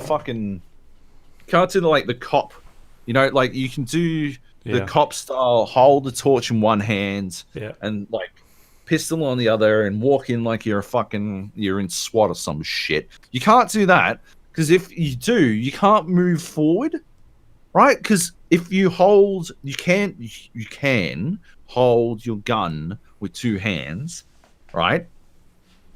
and the torch actually shows where your gun is pointed, right? So that actually works pretty well. They've done that quite well. But then if you want to move, right, if you press the teleport button, right, to just sort of move in the direction you're currently heading, you'll teleport off to the fucking diagonal right, because that's where your fucking hand is pointing. So you can't do those two things at the same time. If you want to move and look with the torch, you can't. You got to choose one or the other. Either look where you're going with the torch or move. That's it. Also, you can't turn the torch on and off at will. It turns itself on. It's magical. Except fucking, I don't know, 70% of this game is too dark to be able to see what the fuck is going on. And the torch doesn't fucking turn on. So you're just like, oh, like... You can turn it on Half-Life. I can't see shit. Yeah, like, where's the fucking F button? Give me a fucking F button. Or just, like, let me fucking bash my fucking hand until the torch comes on. I just want to be able to see what the fuck is going on in here. Ridiculous. The fucking upgrading guns thing. Why the fuck does that exist? First of all, none of the gun upgrades seem that great. The first upgrade you get the opportunity to get is a hollow sight for 10 goo bars, right? Like, fucking, it's not worth 10 anything. Your iron sights are good enough, which is, thankfully a lesson I learned before I put one on my fucking shotgun. What you got 10 bullets? A red dot and your shotgun. Yeah, it's an option. There's 4 options for each weapon. But yeah, you got fucking 10 bullets in your pistol originally. And it takes 5 bullets to kill a head crab, a regular head crab. So, like, taking on two head crabs, if you miss a shot, you're definitely going to have to reload. So then you got to go, like, fucking, oh, fuck, okay, well, I got to get out of, and then you got to reload, and you press the button to reload, and you grab your clip out, but for some reason, half the time when I grab a fucking clip from over my shoulder, because that's where you store all your clips, I, like, rip my fucking, you can wear a gas mask. Yep. You wear the gas mask because then head crabs can't grab on your face. Makes sense. Works out well. And you can wear a helmet so that the tentacle things, can't remember what they're called. Barnacles? Those things barnacles, that's it, yes. So the barnacles can't grab you, they grab the hat first and then you're all good. That's very cool. Completely pointless. But anyway, so you go to grab you're like getting fucking chased by some head crabs and you're like, bang, bang, bang, bang, bang, bang. Okay, I missed. Okay. Grab the fucking clip out of my fucking shoulder. Okay, I ripped my gas mask off instead. And then I chucked it tried to slam it in my fucking gun. That didn't work. Obviously, I then dropped the gas mask. So now I got to work out, do I try to grab another clip or do I try to grab the gas mask before I lose that thing forever? Because I constantly lose everything I drop on the ground forever. No, fuck it. I go for the clip. No, still didn't grab it. Okay. Grab. I'm going for the gas mask because apparently I can't grab this fucking clip out. Fling the gas mask up to my hand, put it back on my face. The head crab's here now. I like sort of fucking bat at it with my gun pointlessly to try to stop it from jumping on me. That sort of works. Then I finally grab the fucking gun and then I shoot it. Right? I grab the clip from my shoulder and I shoot it. Yay! Like, it shouldn't have been that difficult. That's ludicrous. It was so much more complicated than it needed to be. Like, yeah, that's half the challenge of the game is, like, I say it's the most polished that I've ever played, and then I'm reminded of all the times when, like, really tiny things have fucked me up. And it's just annoying. Like, I think the most telling thing is I feel like I shouldn't have spent $70 on this, and that's me actively not accounting for how much you would need to spend in hardware to play this game. Because it's not $70. It's $470 if you buy an Oculus Rift S. Yeah. Plus a computer good enough to run the thing. Yeah. And so it just keeps adding on and on. And obviously you can play other games, other VR games. Mm-hmm. I would heartily recommend playing Boneworks, especially now that there's a like mid-level save. Boneworks is truly one of the most phenomenal VR experiences. It's so imaginative. It's so fucking ambitious. And yeah, it falls short a couple of times. But like, at least they reach for the stars, right? Fucking Half-Life's over here reaching for like just above my desk, basically, and it's still falling short in some areas, which just looks so much worse to me. It is, it's, I don't know. If you liked Avatar, maybe you'll like Half-Life Alyx. Well, I bought a 3D TV. You've got a brain injury. What? 3D TV. Yeah. Yeah. Yeah. Anyway.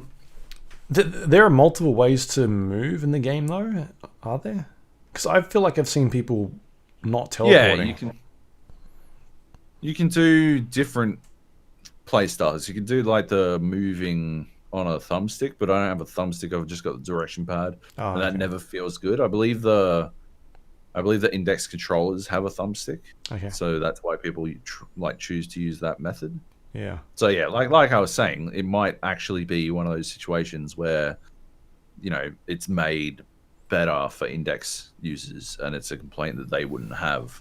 But again, that's 12 people, so because nobody could buy the fuck things, so yeah, bit of a moot point, really. Yeah, obviously, I've had fun, but drawing on Windows.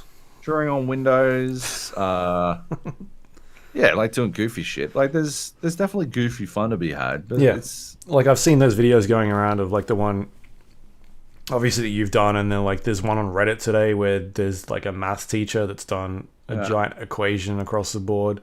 I've seen the one guy that's put all his weapons in a box and he's carrying the box around because there's a limit on how much stuff he can carry. So he's got a box with all his stuff in it. And he's just carrying that around. I haven't seen that one. But, that's pretty smart. Yep. It's just a box full of crap that he's got. Or she, nice. I'm not sure. Yeah, just interesting things like that. Yeah, there's some interesting stuff, and obviously because it's VR, there is like a certain degree of presence. I just don't think it overcomes the fucking buy-in, right? Like the sheer cost that you have to spend just to get in the door is ludicrous, and the payoff is ultimately not even the best VR game I've played. Like I said, the most polished, but not even the best VR game I've played. Yeah. I think I just think that's crazy. Do you think that's because they've been working on it for 5 years and they've kind of they've been working on stuff that was like old technology or like old ways of trying to get stuff right, and so they've done something that was really good 5 years ago, but other people have thought of new ways to do other things at this stage, or like new puzzles, or sort of like the way that Boneworks does stuff. Yeah, I definitely think I definitely think Boneworks has done some stuff that they just could not have been prepared for. Also, I'm pissed that I watched that fucking lecture on how they made opening fucking doors. Yeah. Opening doors in this is shit. It's so annoying. It is so fucking annoying. Half the time, like how many times I've had to fucking grab a door with one hand and then teleport myself backwards so I can fucking open it outwards to myself. That is so fucking dumb. Why do I don't like, how is it better for my immersion that the door, this door only opens outwards.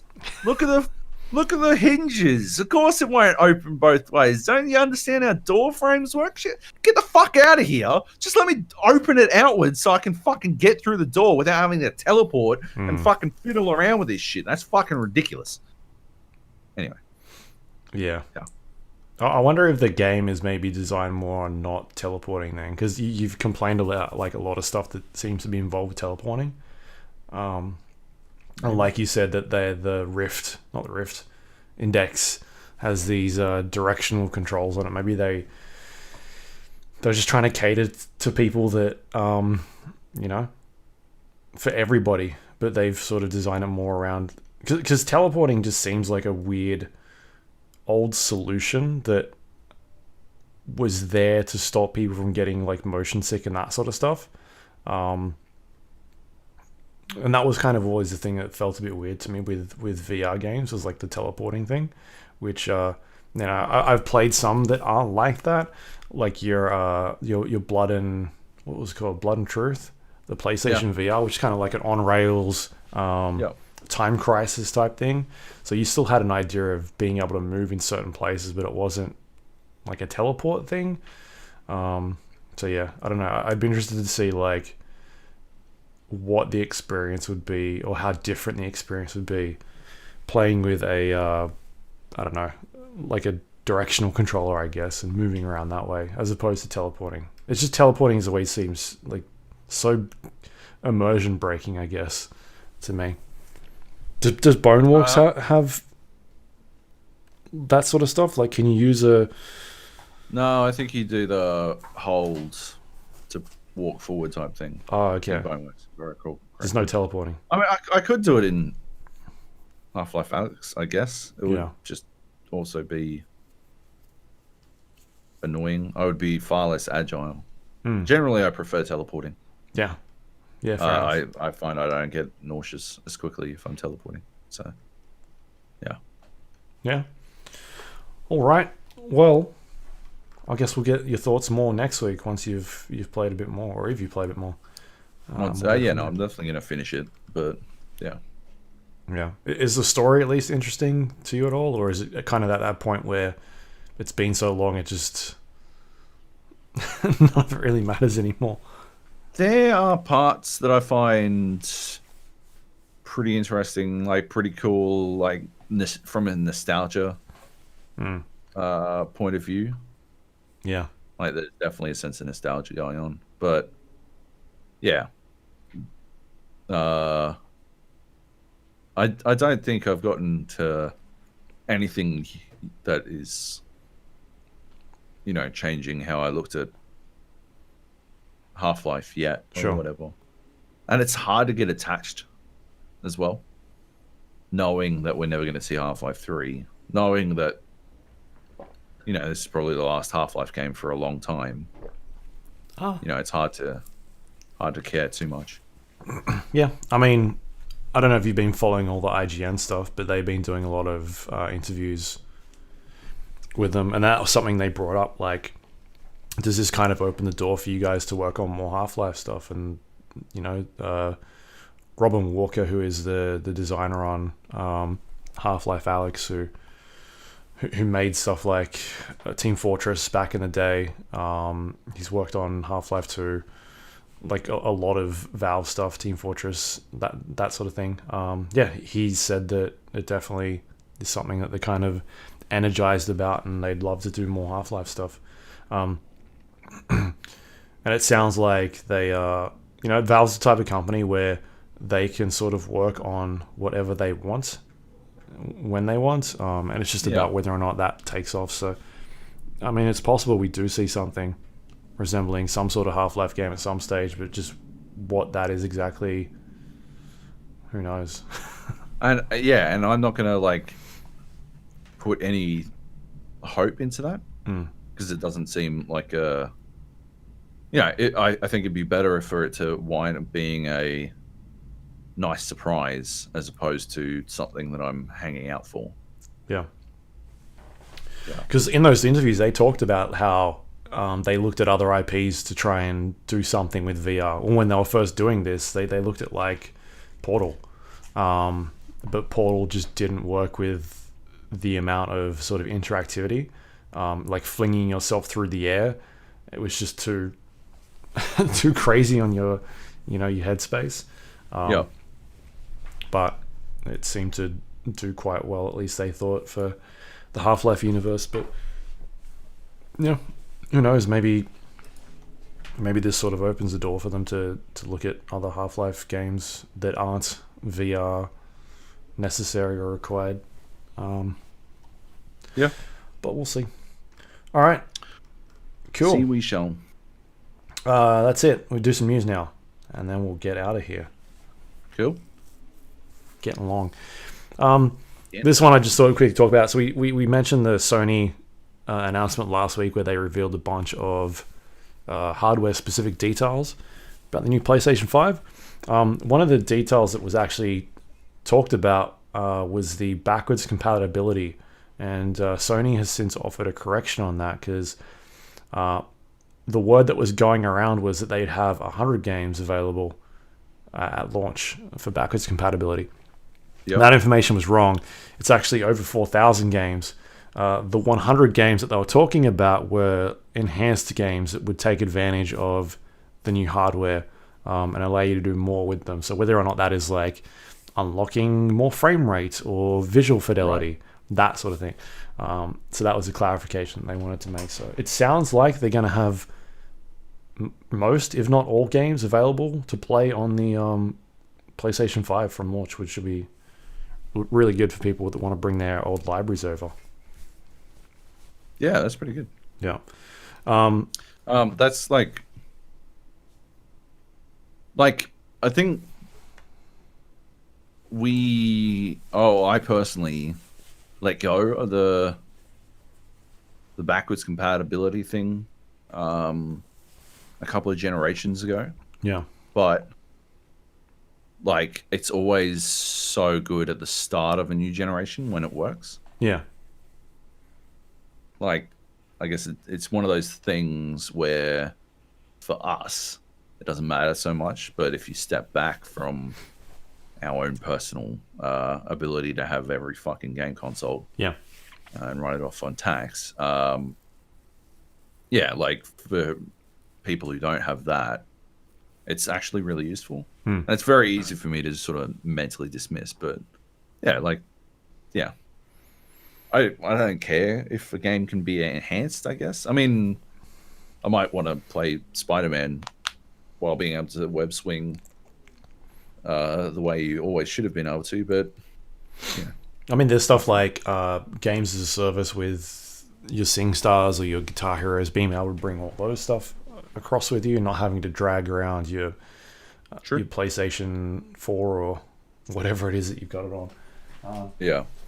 And then also the probability of being like, I want to play God of War on 140 frames a second. Let's do that. Let's see what that looks like, as opposed to, what is it? Does it run at 60 on the PlayStation 4 Pro, something like that?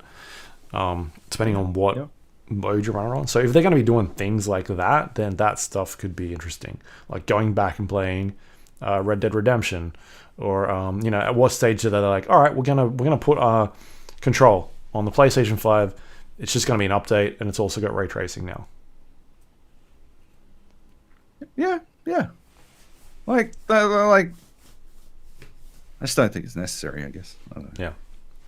Anyway, the other thing I want to mention is, like, when are we going to get a reveal? When does this thing? What's it look like? Were they planning on doing it at E3 or before E3? Sometimes they like to get the specs and the look of it away from the E3 sort of presentation, so they don't linger too much on that. But with E3 sort of out of the equation now, are they still playing with that same timeline? Are we gonna see it in the next 2 months, or has that kind of put a new perspective on what they're gonna do? What do you think?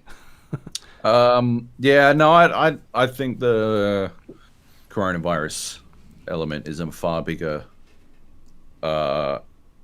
hitch in the plan than E3 specifically. Do you think they would rather get a lot of units out at a specific time rather than having Waiting periods on people. Because at the same time, that could draw... You remember what happened with the Wii, right? Cartman Land, yeah. With people trying to get the Wii, you couldn't buy it because it was sold out everywhere. I think I had that problem. I can't remember. The supply and demand type thing, making it the hottest thing out there, that could work in their favor as well. Yeah, it could. I think with the way the economy is going, it might not be sure the best plan, but I don't know. I think it'll be very interesting to see along the way. I think even if they do wait to have as many units as possible out at once, they might still run into similar problems. I think they're just going to have a tough time building enough units in general. So the other thing that we didn't touch on last week, which was at this stage, it looks like Microsoft has the upper hand in terms of hardware, other than the proprietary SSD stuff that they're doing with Sony PlayStation 5, which is it's like 2 times quicker than anything that's sort of out there for hard drive capabilities. They're talking speeds quicker than like M2 drives at this stage, stuff that's not available yet. So what does Sony need to do to get the upper hand? And I think that is the games that they want.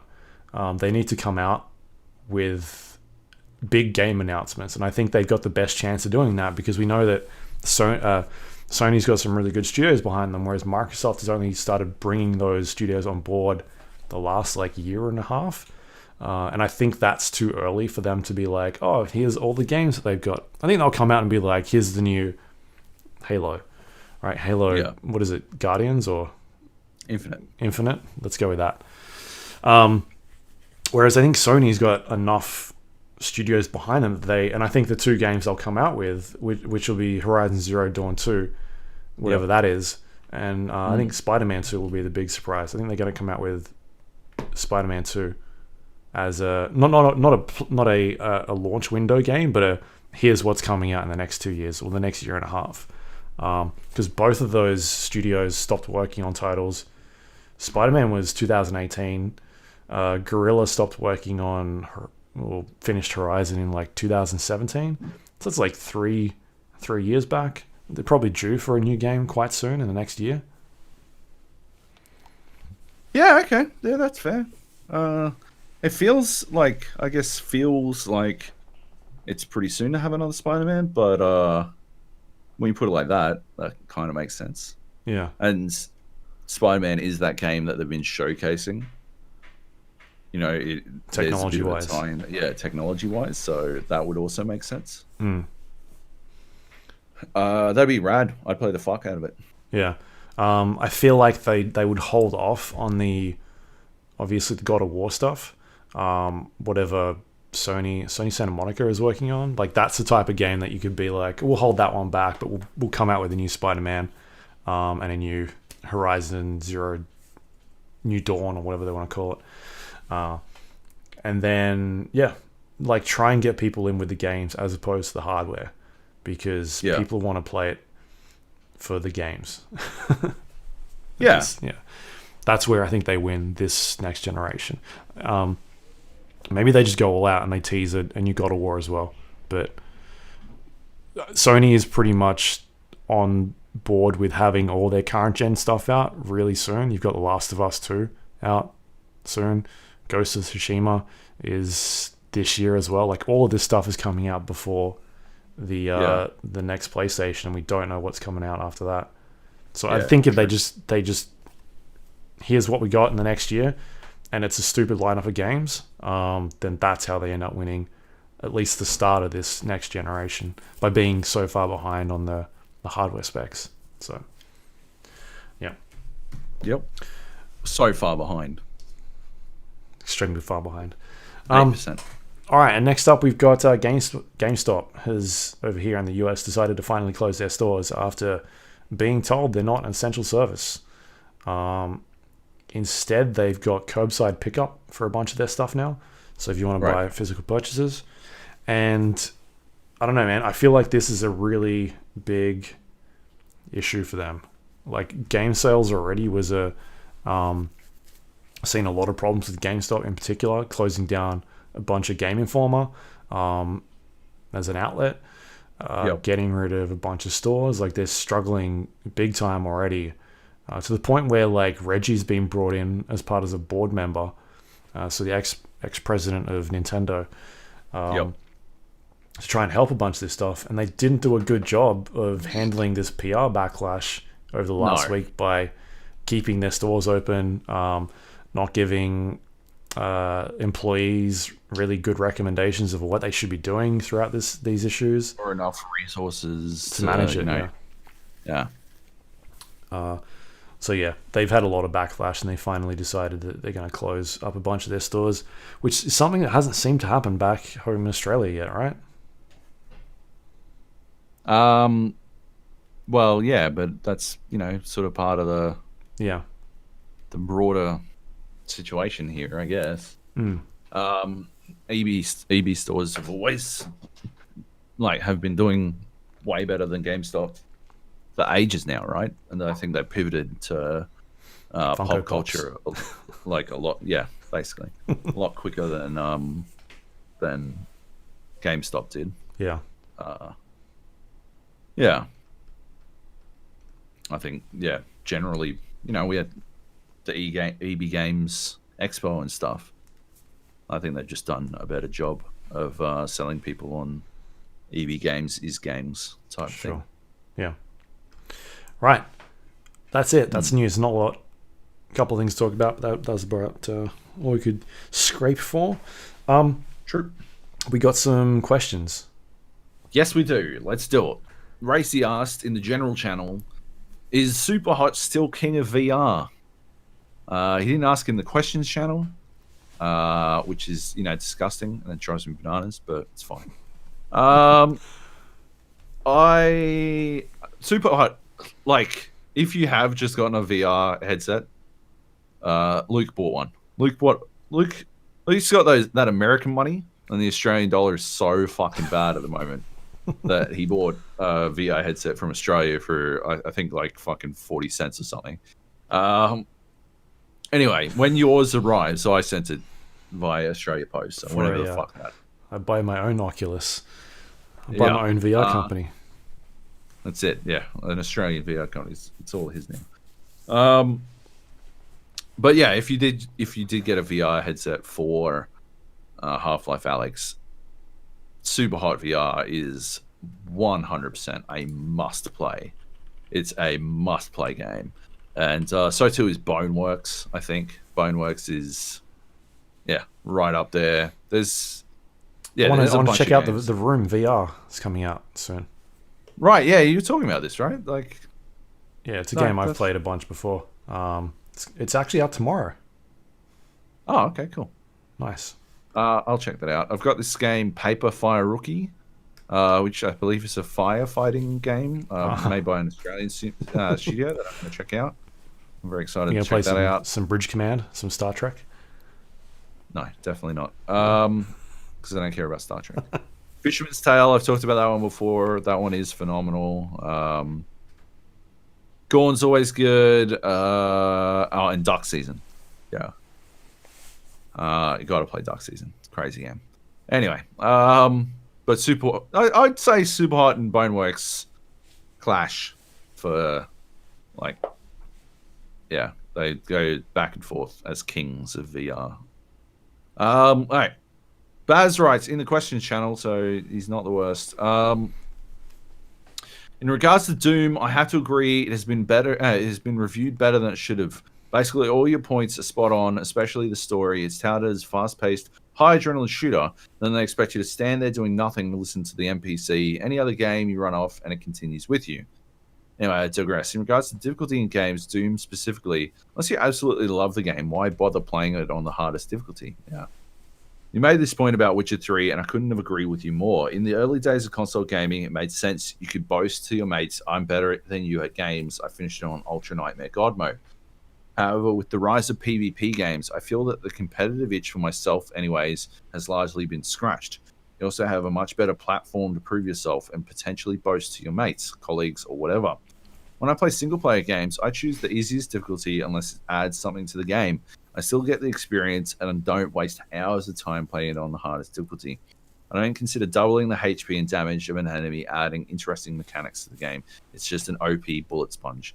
I've also noticed game journalists being crucified for not playing on hard difficulties. Why? And the reviewers dismissed if they don't. Sounds like gatekeeping. It's a pretty interesting one. I 100% agree. Especially Doom, I don't think is worth. I don't think playing like you don't get anything in particular. I think you get a Slayer skin for each level of difficulty that you finish the game on. Yeah. But you don't get an achievement or anything. Yeah, you get like a. You probably get do it with cheats on as well. One on Nightmare. Yeah, you probably could. Yeah, like there's just no impetus to actually finish it in that manner. Like, what I don't see what you'd get out of it. And like I play, yeah, I liked playing through on Doom Eternal on Ultra Violence because it felt like the right balance. I'd played it on Nightmare during the preview session, and like you were saying, it just felt like enemies took too many hits, and so yeah, I think that was one of the other things. I don't know if we touched on it much, but Doom Eternal I felt didn't really ever make you feel like you're a fucking badass demon slayer, right? Like it really struggled. They constantly ramped up the complexity of the enemies that you were facing off with, and I even felt like towards the end, like there were a lot fewer super basic enemies, like cannon fodder. There was a lot less cannon fodder, and so that ramp of power never really happened because the demons ramped in power alongside with you, which I think is a little bit of a shame, a bit of a missed opportunity, because what it winds up doing is making you never feel overpowered. And I think Rip and Tear as a philosophy, you need to feel like you are the fucking Doomslayer. So when I went back and played through a couple of levels with cheats on just to see what that would do, and I'm running around with like infinite ammo in the Unmaker, and that thing just fucking minces things, right? I'm running through like just fucking like that was amazing. And that was like moving at the pace that I felt like it should be and shit, right? Like it reminded me of actually a lot of Painkiller. Yeah. And I think that's one game that I always felt nailed that sense of power, like the power climb, that I don't think Doom Eternal necessarily succeeded at doing. But yeah, I don't think there's any. Yeah, I 100% agree. I don't think there's any reason to play single player games on any harder difficulty than what you want. And yeah, there should be it. I remember going to the Call of Duty review events, and I would pants every single cunt.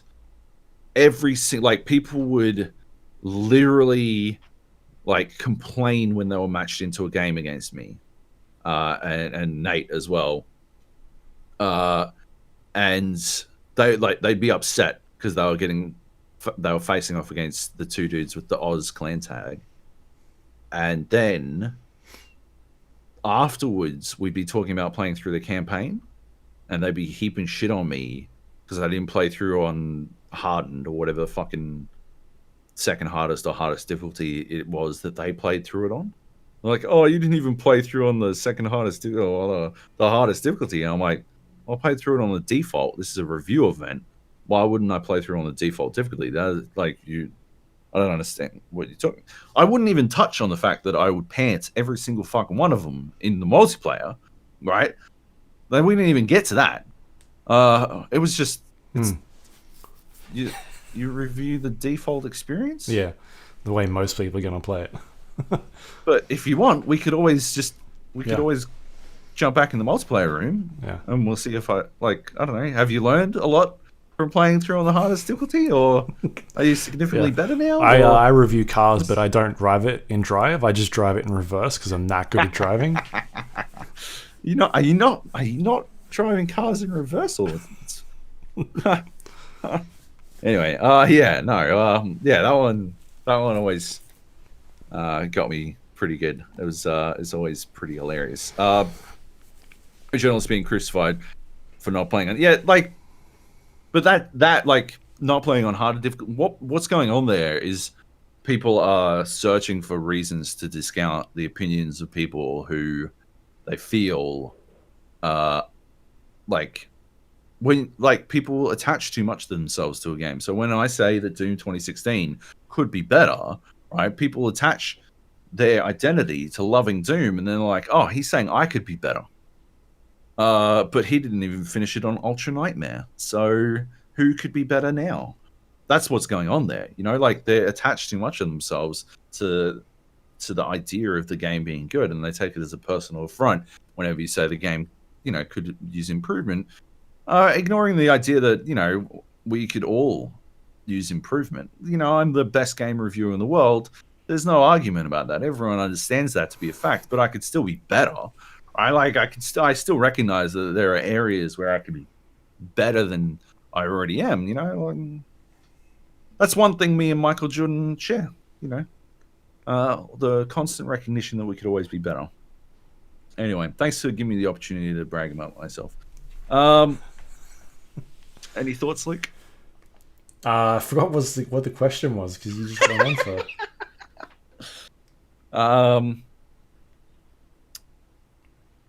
Why do game journalists get crucified when they play on not playing on the hard difficulties, and why would you bother playing on harder difficulties in general? Agree with everything you said. I generally play everything on default, like the way it's meant to be played. I did play on Doom Eternal and Ultra Nightmare or Ultra Violence for like 3/4 of it until I eventually just switched off because I just want to get this game done. Right? Wasn't because I was dying. I'm just like, it's getting the tedious. Last quarter of that game. There's nothing left for you to find anyway, right? Like you've already got all the weapons. You're like, right? Well, okay. And you've seen all the enemies. Pete, I saw someone on Reddit talking about how good it was in Doom Eternal that you see that, I think is it the Tyrant? You see 2 Tyrants in a Slayer room before you ever encounter them in the normal game. And they're like, that is so genius. I'm like, how the fuck is that genius? That's insane. That robs the game of its natural progression. Oh my God. Whatever. No, that's cool. Yeah, no, it's great. Anyway, Naz, yeah. Naz says, honestly, I think Joab should be playing on the easiest difficulty because he's not good at games, right? Correct. Yep, that's me. It's true. I'm bad at games. I'm great at reviews. I'm bad at games. It is, my curse. It's my burden. I carry it. Like I carry Bambinos through games of fucking Warzone. Yeah. Yeah. All right. It was pretty rhetorical, by the way. Had it before. Did he change his name because you were saying it wrong? Is that what was going on? Maybe. But now I'm saying it correctly, so. Or are we just getting trouble? It's hard to tell. Anyway, that's the podcast. Next questions. Thanks for the question. That's the podcast. You can find us on iTunes, Android, Windows Store, Spotify, YouTube, all those wonderful places where you can get podcasts. We're under the Gap, the GA Podcast, the Gap Podcast. Please rate and review the show. If you've got like 20 seconds, helps other people find it. You can send us questions if you want to via our email, thegapodcast@gmail.com, or you can go to our Discord page, which is thegapodcast.com/Discord. You can jump in. We got a bunch of voice channels in there, people playing games. Someone's in there now playing, looks like modern Warzone. Looks like Warzone. Yep. Otherwise, you can leave us questions like was it Baz and Tangus? Baz. As and Dan Gaz. You can also find our Facebook page, facebook.com/GA podcast. We're on Twitter as well, which is twitter.com/GA podcast. You go to our YouTube page, thegapodcast.com/YouTube. You can check out our podcast on that, including we've been putting some videos up of games we've been playing. Last week was, I can't remember, Doom and bit of Warzone. Yeah, I put some Warzone up. I think you sent me some Warzone footage. Pretty sure I did. Yes. Yeah, and I put some of mine up there as well. I think there was one game where you and I won. Yeah. And another game where I rocketed somebody's car. I think that one was in there. And then a game you sent me. I don't remember what it was, but was it your win when your game freaked out? Oh, when it potatoed. Was it that Maybe. one? I can't remember. Yeah, it could have been. That was pretty good. And then I put some Doom Eternal stuff in there as well. It was a little bit past the halfway mark because that's all I had. So I was like, fuck it, let's go on in. Nobody gives a shit about the story anyway, except for super nerds. So go check that out. This week I'll have some more Half-Life Alyx in there. Joab sent me a bunch of Half-Life stuff. True. So I'll chuck some of that in there. Oh, and Bleeding Edge. I recorded a bunch of Bleeding Edge as well. So that'll be in there. Anyway, that's on our YouTube page, thegapodcast.com/YouTube. And you can go to our website, which is thegapodcast.com. It's got links to everything we talked about today, including past episodes of the show. And if you'd like to support that website, you can go to patreon.com/gapodcast. Thank you to everyone that helps support the show. Greatly appreciate that. Helps pay the bills for the podcast. And bearing in mind that, belts are tightening around the world, you don't have to. If you can't afford it, don't hurt yourself or your family to support this crazy, dumb podcast. Take care of yourself first. Yep. But we are unbelievably grateful, and you do immensely help us keep this thing going. Yeah. Stop us from getting, as the Australian government would say, DDoSed. DDoSed, yes. Which is, the term that you use whenever you have, any traffic to a site that you're not prepared for bandwidth-wise. You just call it being DDoSed. Yeah. Yeah. And we got to get on a spoiler cast at some stage too. Whether or not that's a game or a movie, I don't know. We'll figure that out. There's no movies coming out though anymore. So. Doom Annihilation. A Doom Annihilation. No. I'm sorry. No? Okay. Not enough money in the world for that one.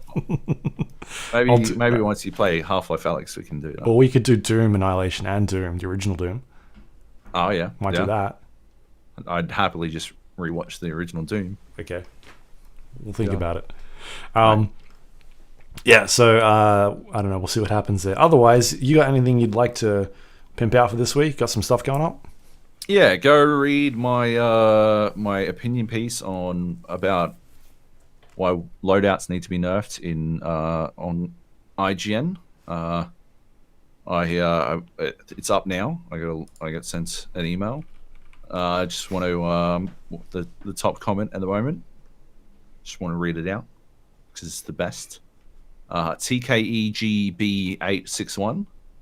Obviously a real name, writes, "Oh, IGN, specifically Joan Gilroy." Shaking my head. One simple statement. Get good, son. It's so almost every single excuse and complaint that you've listed here. Most of us aren't limited by choice by our perks or loadout drops. Most of us have methodically picked our loadout and drops based on what we have encountered in game. That is literally what cold-blooded and overkill with an AR, SNR, both with thermal sights, are musts, and most of us run that setup regardless of whether or not we are playing Warzone or not. Oh my god, that is literally what I spent 1,900 words, or what I spent 3,100 words, but what you should have read 1,900 words arguing about. If you don't like it, don't bitch about it. Just don't play. Simple and easy to remember. Great comment, TKEGB861. Really, I just love comments. especially definitely ones from people who clearly read what I wrote. It's always good. Anyway, go check that out. Sounds like you're gonna have a lot of fun tonight reading comments. Oh, it's gonna be another rip-roaring adventure in the realm of reading comments. Is this Joan 7.1 out of 10 Gilroy?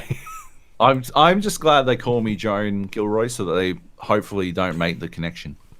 Oh no, did they actually call you Joan in the article? In the no, just in the just that guy. Just in the comments. But when they were doing the edits, they're like one of the editors said to me, "Oh, so I just want to be clear, so you don't feel like we're chopping out all this stuff. All I'm trying to do is rephrase some of your stuff so that you don't face any unnecessary criticism." And I reply with, I wrote the Doom 2016 review for you guys, so I'm already pretty familiar with unnecessary criticism because I was right about that game. And I didn't get a response. But anyway, yeah, they're trying to figure out still who gave you the green light now on this one. The Doom guy's back. The Doom guy's back on the escalator again.